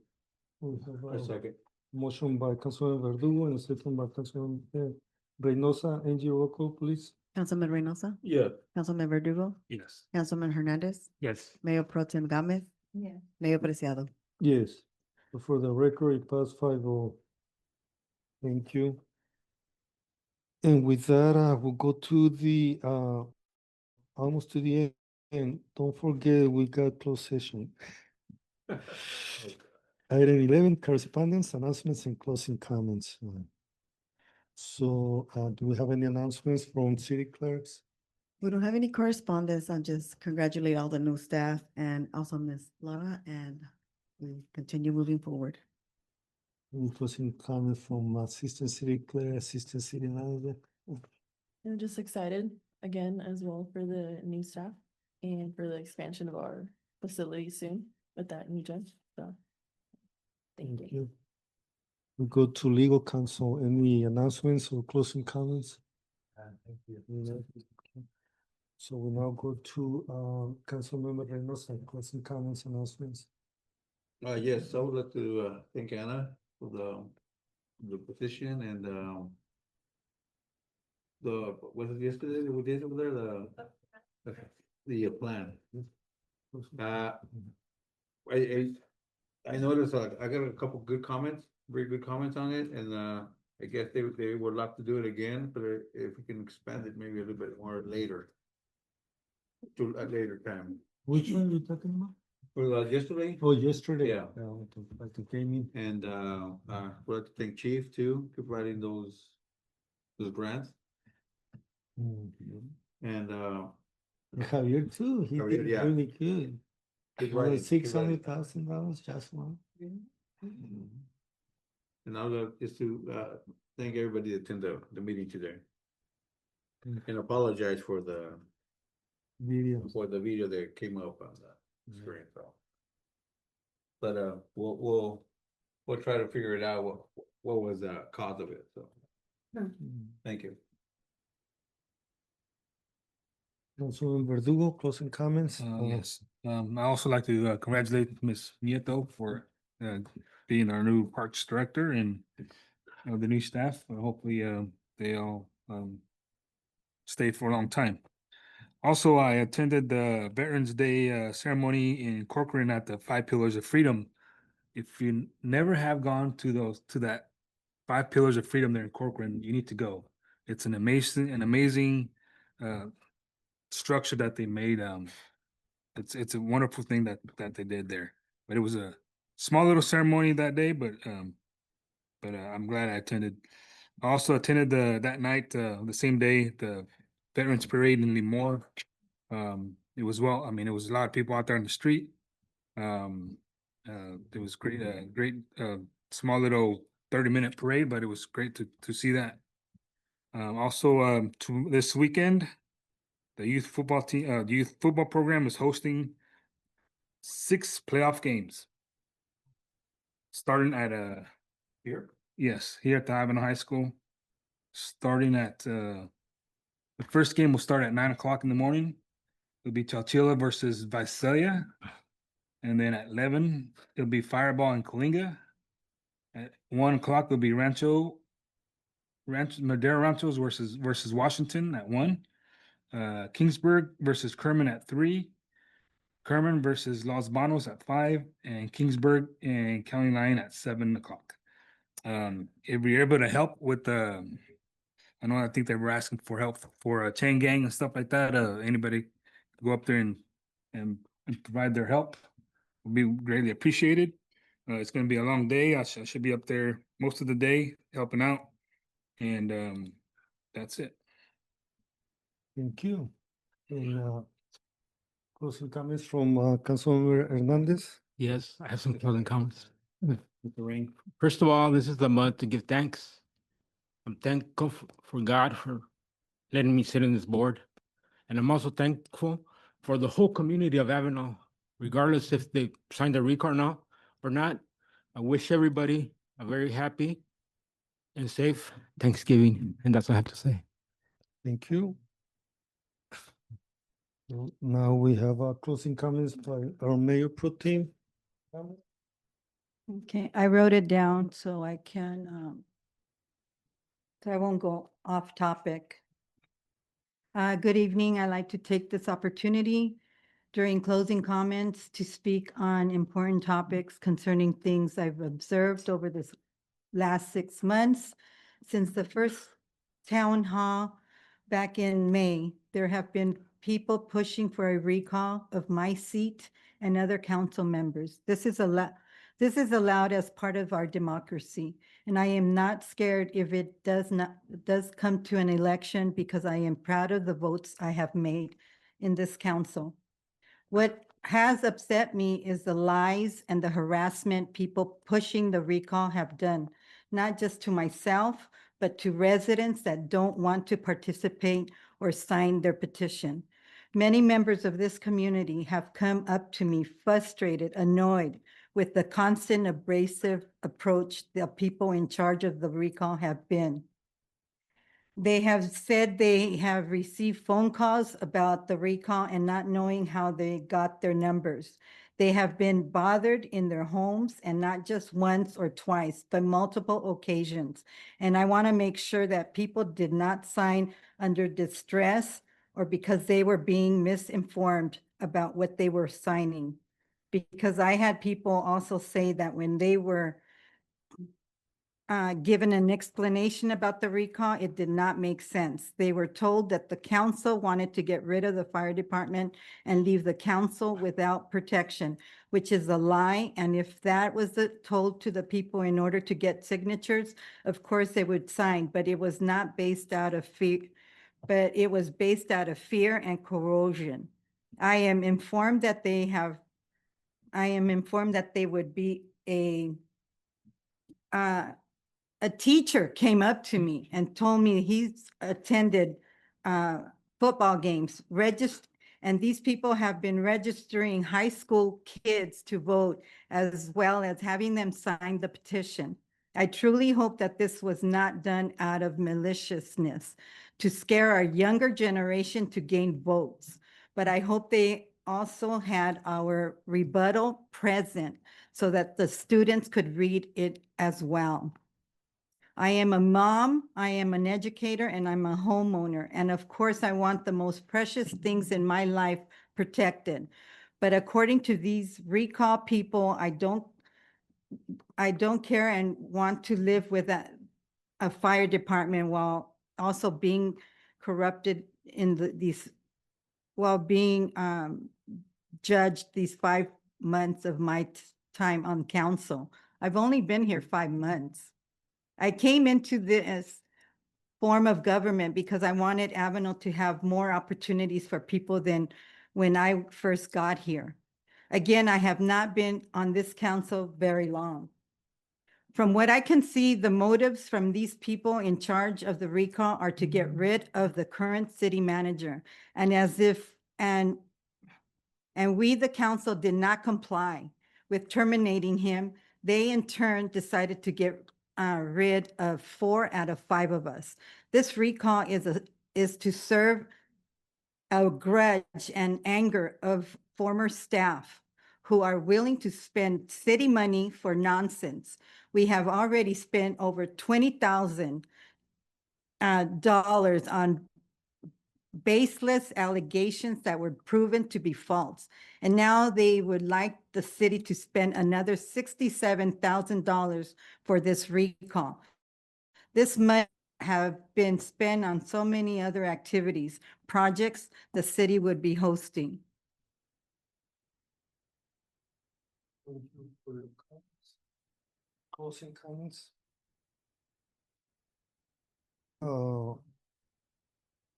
First of all, I also want to congratulate the new city employees, Anna, for her new title, continue leading the recreation department.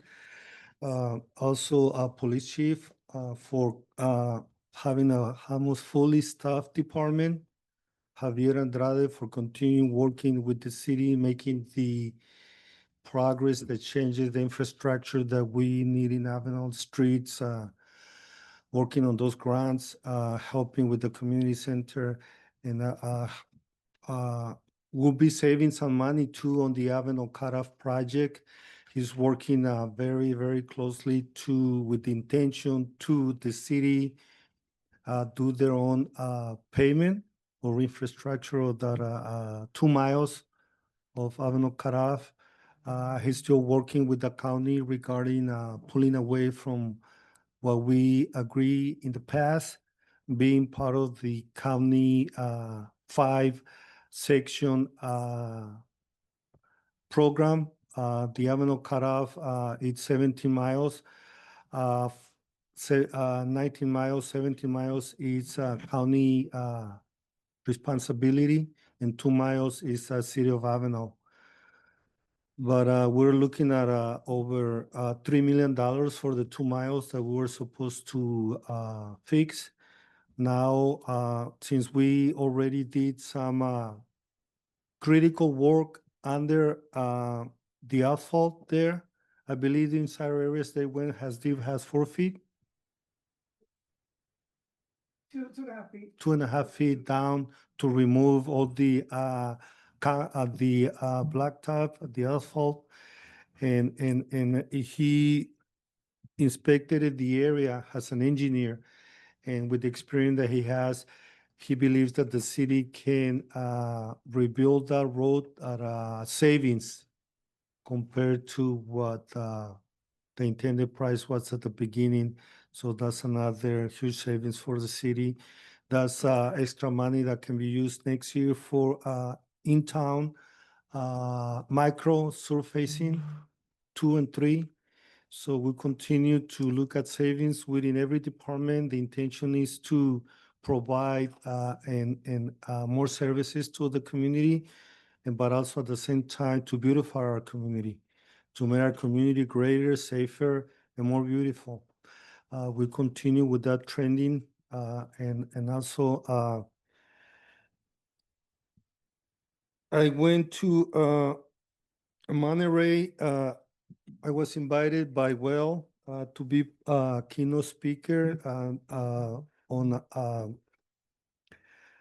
to speak to the California Water Association. From the whole state were there on their annual conference. They invited me to be part of the panel to talk about equity in water boards across the state. UC Davis did a study that found that there's no equity, no representation. Rural communities are not well represented in SIGMA boards, GSAs, even water boards across the state. Some water agencies don't even notify the community when there's opening, and they found out that about more than half of the board members are related to a former board member. They're the ones that tell them, hey, there's going to be an opening, apply. And it's more like in-house recruitment. It should be open to the whole area. It can be GSA, it can be SIGMA, it can be a water board or water commission. Communities need representations in those boards because that's where they approve water and sewer rates increases sometimes because they're different from communities. Our community, fortunately, we have our own water treatment plant and our own wastewater treatment plant and water treatment plant. So in order for us to increase races, we have to do Proposition 218, and that's a state law that we have to prove that the increases are necessary, and it is done by a neutral entity that will come and ask for daily and yearly water operations. They go look at chemicals, equipment, repairs, overtime for water treatment operators, operators, water leaks, water loss, and they take into consideration if an increase of 3%, 4%, or 5% is necessary. And once we go to Prop 218, then water and sewer rates can be increased. It's not just because any city wants to increase sewer and water rates. It is like a business. You cannot spend $1 to make a gallon of potable water and sell it for 50 cents. Your business is and your water infrastructure is not going to survive. It's not going to make it. So in a way, it's like a business, and this is just an example. What a water treatment and wastewater is going. Chemicals go up every year. Motors, pumps, equipment, even increase every year. So that's why our Prop 218 is planned for 5-year increment. So the first year the city of Avenal increased water and sewer rates, it took them 17 years to increase it. So instead of increasing every year $1, they have to increase $17, $18. The first time it happened in, I believe it was around 2011, 2012, when it was the first water and sewer rates increase in Avenal. It was about almost $18. Why? Because they waited so long to make, instead of make a dollar every year or 50 cents every year, You wait 17, 18 years, then you're gonna have a huge increase. So that makes a big difference to have a vision and be strong enough to make those changes, to make those increases. At that time, council didn't want to take that item into consideration because they didn't want to increase water and sewer rates to the community. Why? Because they were thinking about themselves. What if the community goes against me? It doesn't re-elect me? You know, we shouldn't be looking at that. We should be looking at what the city needs are, also the community needs.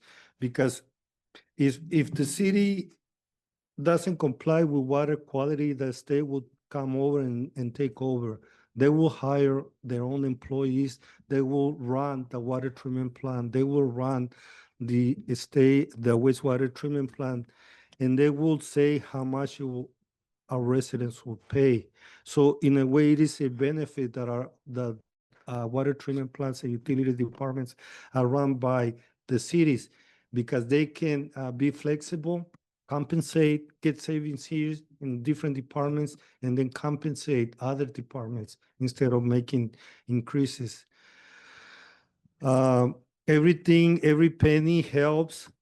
Glad that Measure A passed. We'll continue providing and doing good stories of that dollar that Metro B is bringing to our community. So the landfill is bringing some revenues too, about $500,000 this year.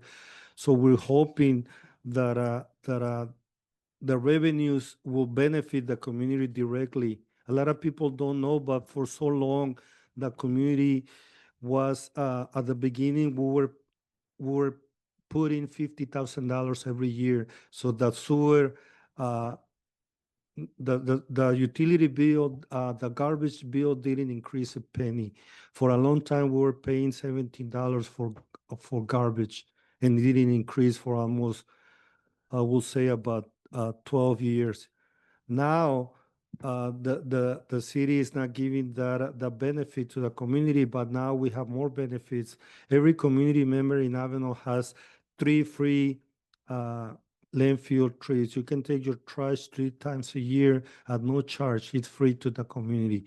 The landfill no longer takes green waste.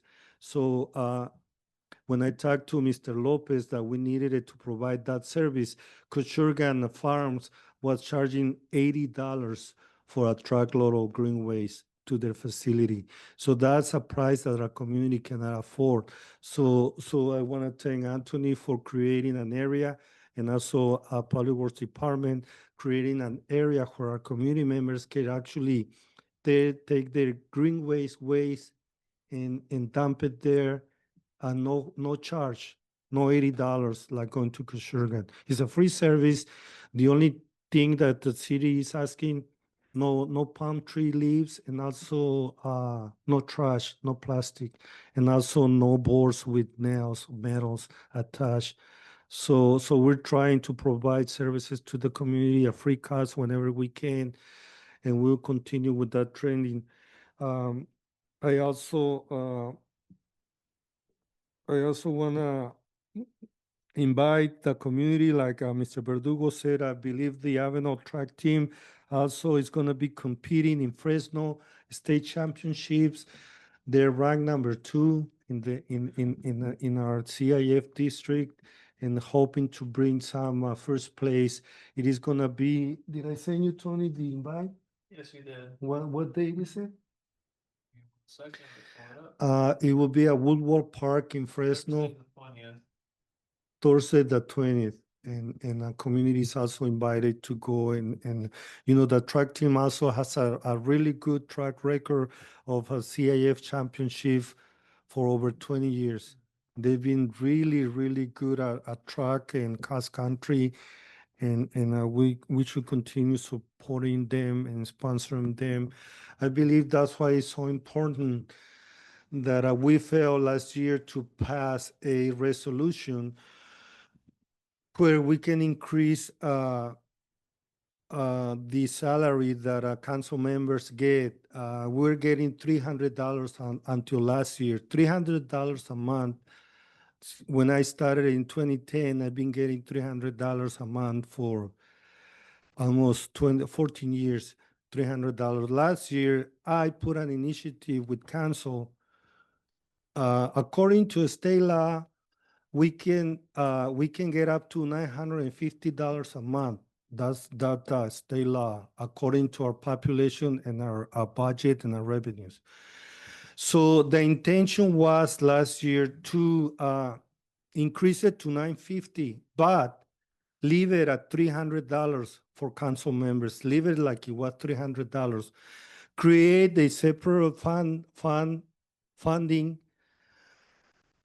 It was gonna be at a cost of $55,000 a year for the 5 council members, $950,000 a month. A year will be $55,000. We're gonna have a separate funding that we were able to help give scholarships, help nonprofit clubs in Avenal, help all our athletes. That we have a really good cheerleading team that goes to Vegas. They go to Bakersfield. They go to Visalia. They spend a lot of money in transportation, lodging, meals. So there's a lot of need. So unfortunately, it didn't pass because at that time, council, and this is public records, council wanted it more money for them, but not more money for the community. So it was voted to council get $450, but no more money for the community. But also they didn't want responsibilities. They didn't want, because I said, okay, we're gonna get $450, but if you miss one meeting in 1 month, you only get half of it. They said, no, I want full $450. Even if I don't show up the 2 meetings in 1 month, I still want my $450.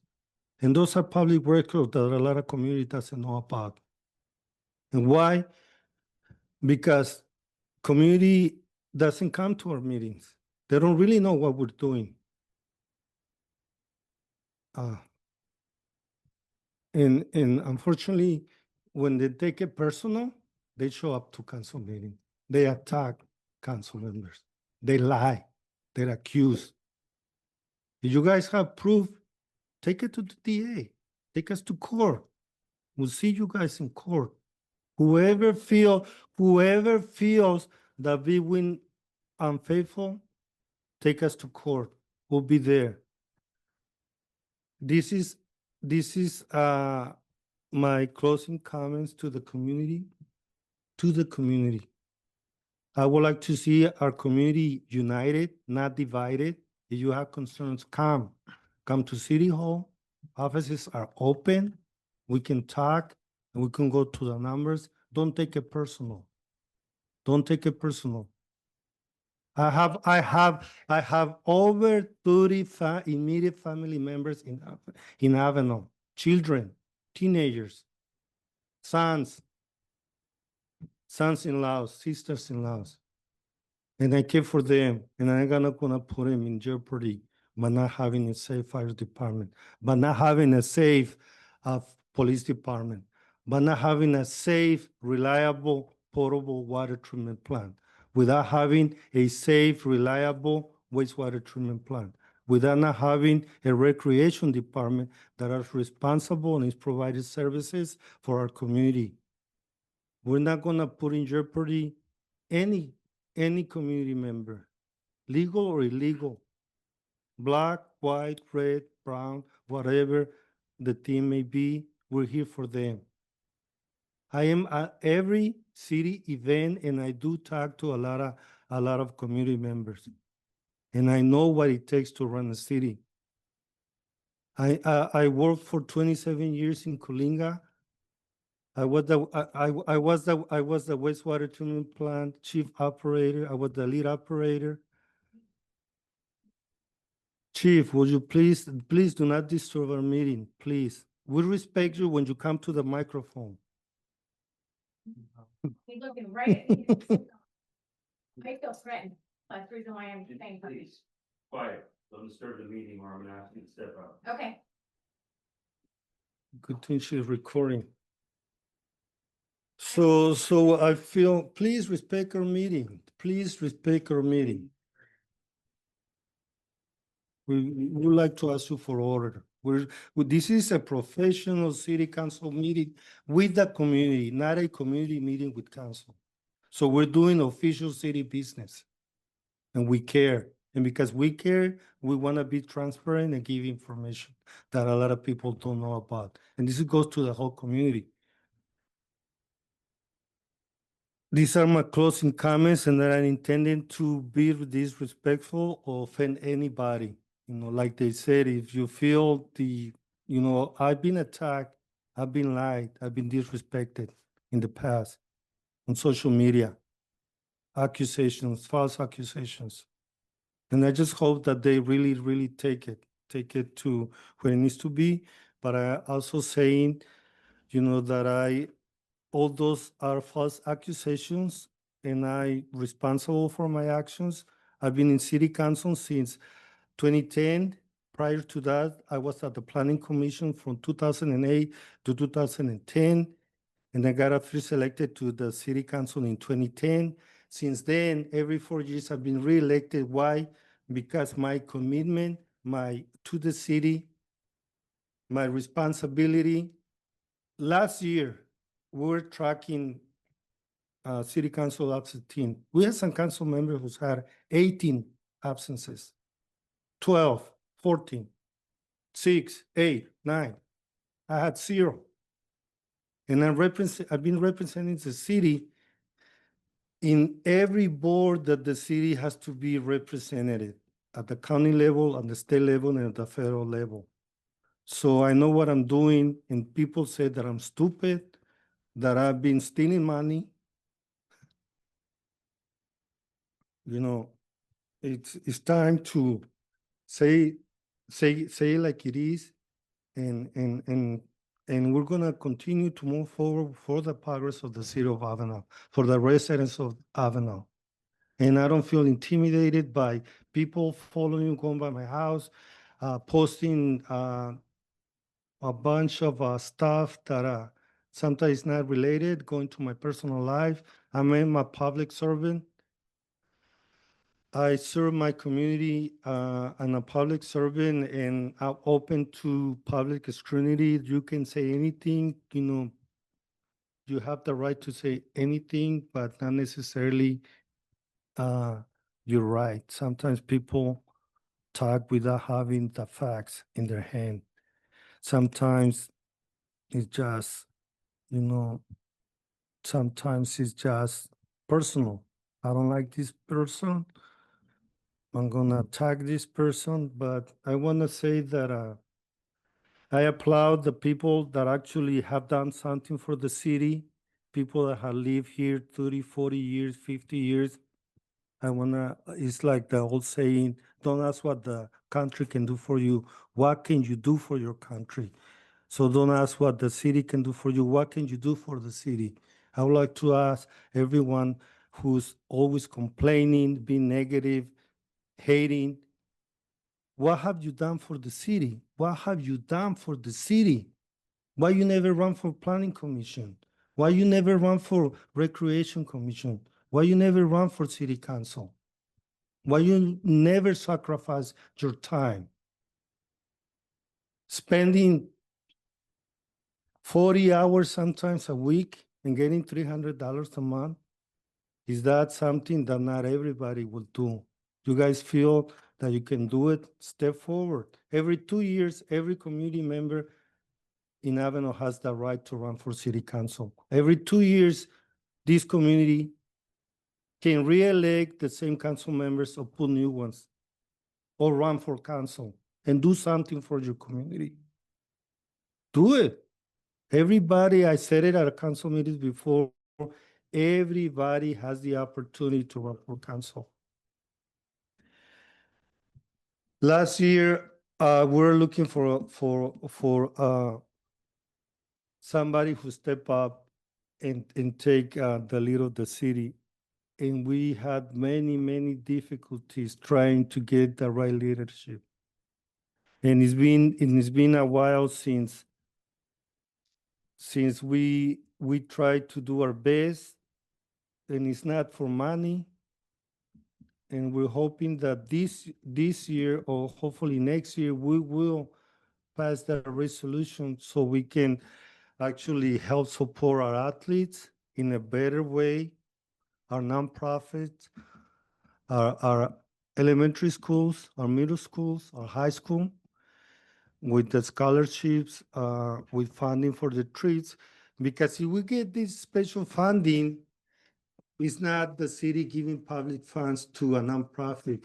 It will come out of the W-9s from council members. It will be like a salary from council members. But that funding is going to be there to help other athletes fulfill their dreams to go maybe universities if they have the talent. It can be sports or academics. They can excel. They need help. And hopefully with this new leadership, we can pass that resolution and continue helping our community, improving our community. And I also attended the sun drugs. So this is a big complaint also about the sun drugs. I attended the sun drugs. I had no access to get to the sun drugs. They got a backhoe and started moving dirt and blocking the road, putting tape. Our community couldn't access the sun drugs. We had a tournament on Sunday, and I had to move some signs and some tapes because it happened last year too. They feel that they own not only that area where the sun drugs are, but all these surrounding acres around. They block it. Our community didn't have no access in car. It was blocked off. So I did made a complaint with the city manager to investigate and set the record straight. Our sport complex needs to have access to our residents to go on any day, weekend. If they have a competition, that's fine, but they shouldn't block access to the sport complex. That is not nice. And it happened last year, and it happened again. Also, I attended last night the event, but I will be attending every single event like I did in the past, and I will continue serving my community. Even as not an elected, I will continue to volunteer my time. Retire, have time, I'm dedicated, I'm committed, and I'll do my part providing help and as a volunteer to my community. And I'm also not scared of the recall. If it happens, it happens. It's a long process.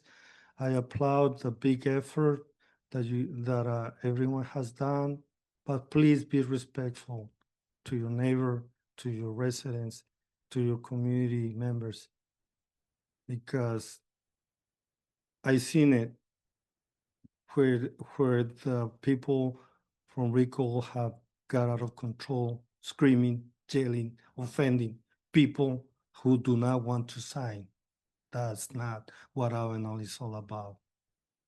And I can name names who've been offended, disrespectful, yell at, and even harass them to get out of their property.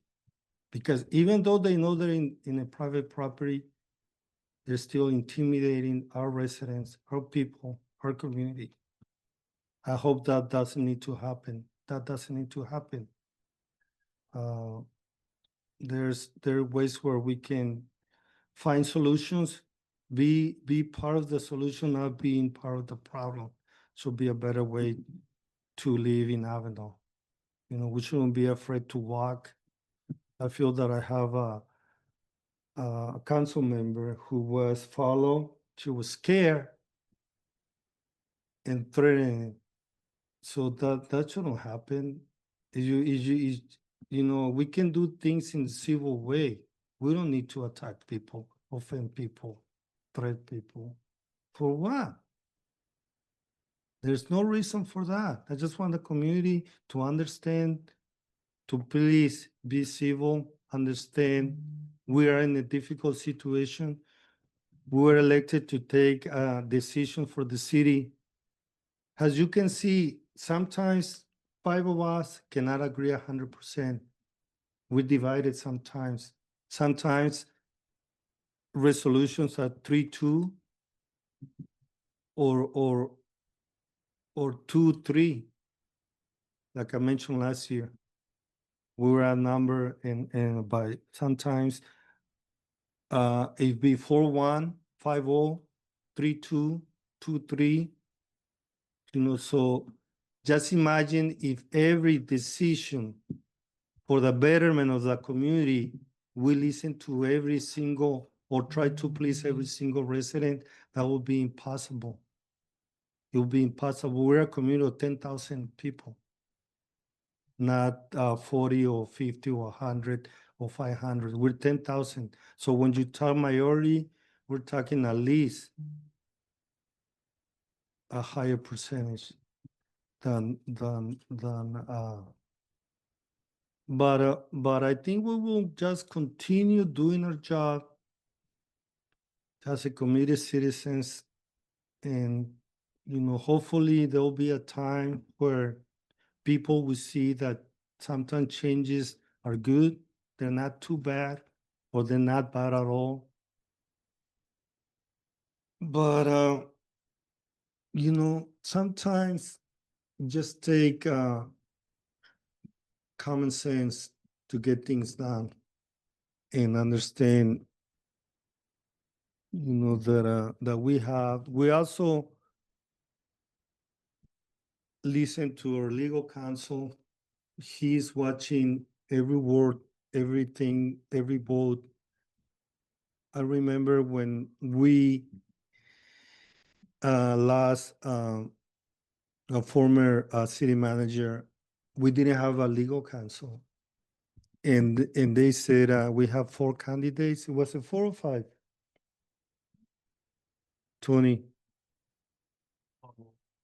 4 candidates. And I was the mayor at that time. And I asked our city managers, we were getting ready to have interviews for city manager. And I was told, you don't need legal counsel present to do interviews and hire a city manager.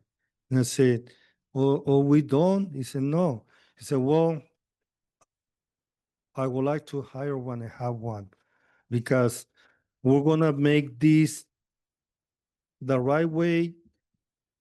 And we had a legal counsel there present when we were doing the interviews, when we made the decisions. And even though we had a legal counsel there, we still were threatened to lawsuits because the other city managers were not happy with the decision the council made at that time.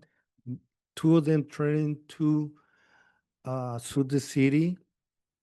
I also was in a investigation by one of them. There was the city had to pay for a private investigation or internal investigation. And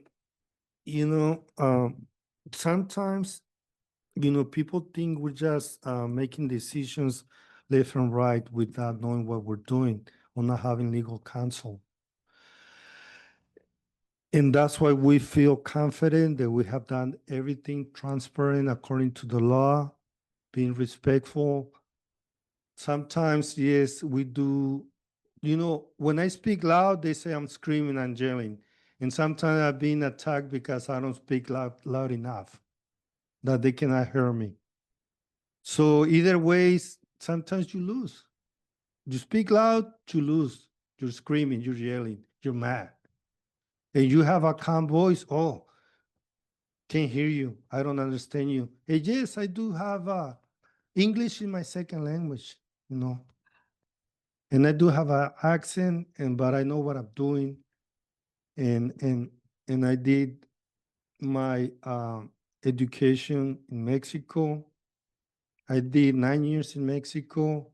I finished high school here. I did 3 years in college. I have an AS degree. And I will continue to educate my life. Also, when I went into the water profession, I had to take classes and continue education every 2 years, going to universities, colleges, and also private agencies to be able to continue passing the state mandated test. So I'm not stupid, and I don't steal from my own community. And I respect everyone and hope I get the same respect.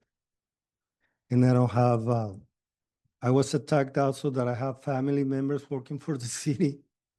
I would like that thing to name my family members working at the city, or tell me how many millions of dollars I stole from the city. But, I would like to see the facts. Accusations are there. We'll continue dealing, coming to France and defending what we feel that is right for our community. At the end, we're here, we'll stay here, and we'll be here until the end. We're humans, we'll just temporary here, but I like to be here in Avenal. So I don't hold any regrets for people that offended me, that accused me, but I just want to say, please come forward. Let's come into a concise agreement that we need to be united. Like I said before, if we're united, we can accomplish any project, any vision, any goal for our city. If we're divided, things like the video that show up there, I don't want to accuse anybody, but I believe it is the very first time that happened in Avenal in 1979, 47 years, 46 years. And this is the first time that something like that happened. And that is a shame, it's sad, and that is what division breaks into a society, into a community, because that's unacceptable. And we will try to pursue and press charges to whoever did that and hope that it never ever happened here or any other city, because it is bad. We'll go into closed session, and we have anything to disclose out of closed session, we'll do in probably about an hour and a half. May take a little bit. Maybe We'll be as efficient as possible. we'll try to be, but, thank you for attending our meeting, and I'm sorry if I took too long, but I think it is necessary for a community to understand that transparency and doing the right thing, guys, are principles at city council members. And like I mentioned before, if 5 of us never agree on everything, it's impossible that the whole community can agree on everything. But we're elected to make the hard decision for them, for the whole community, even for the ones that do not vote, because they live here, they pay taxes, and they're affected by our decisions.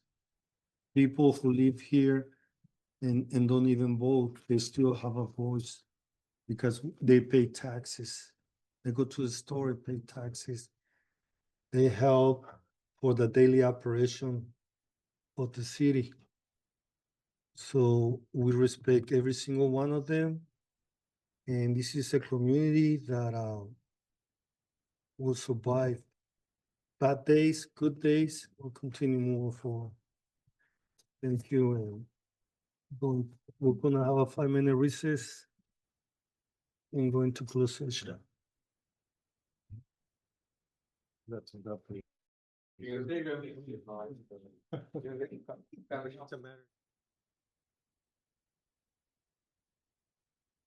Whenever you're ready, Mayor.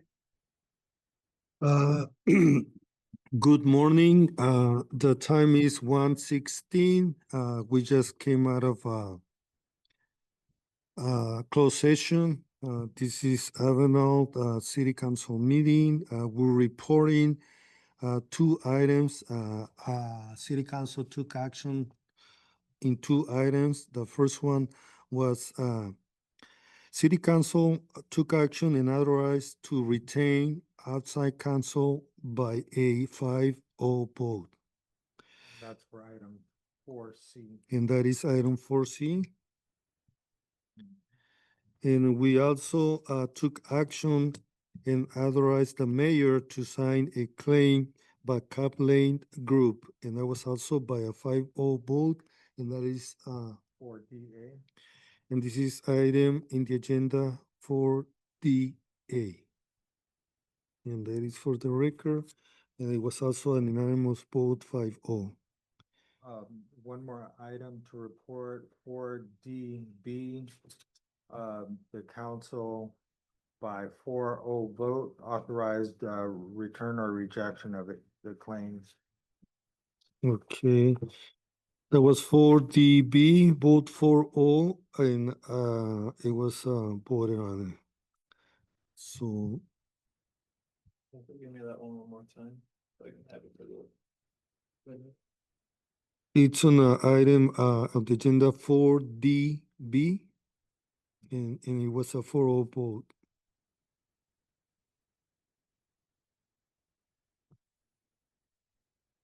Okay, To and reject the claim. To return To return. or reject. and the time is 1:18 and meeting adjourned. Thank you and good morning.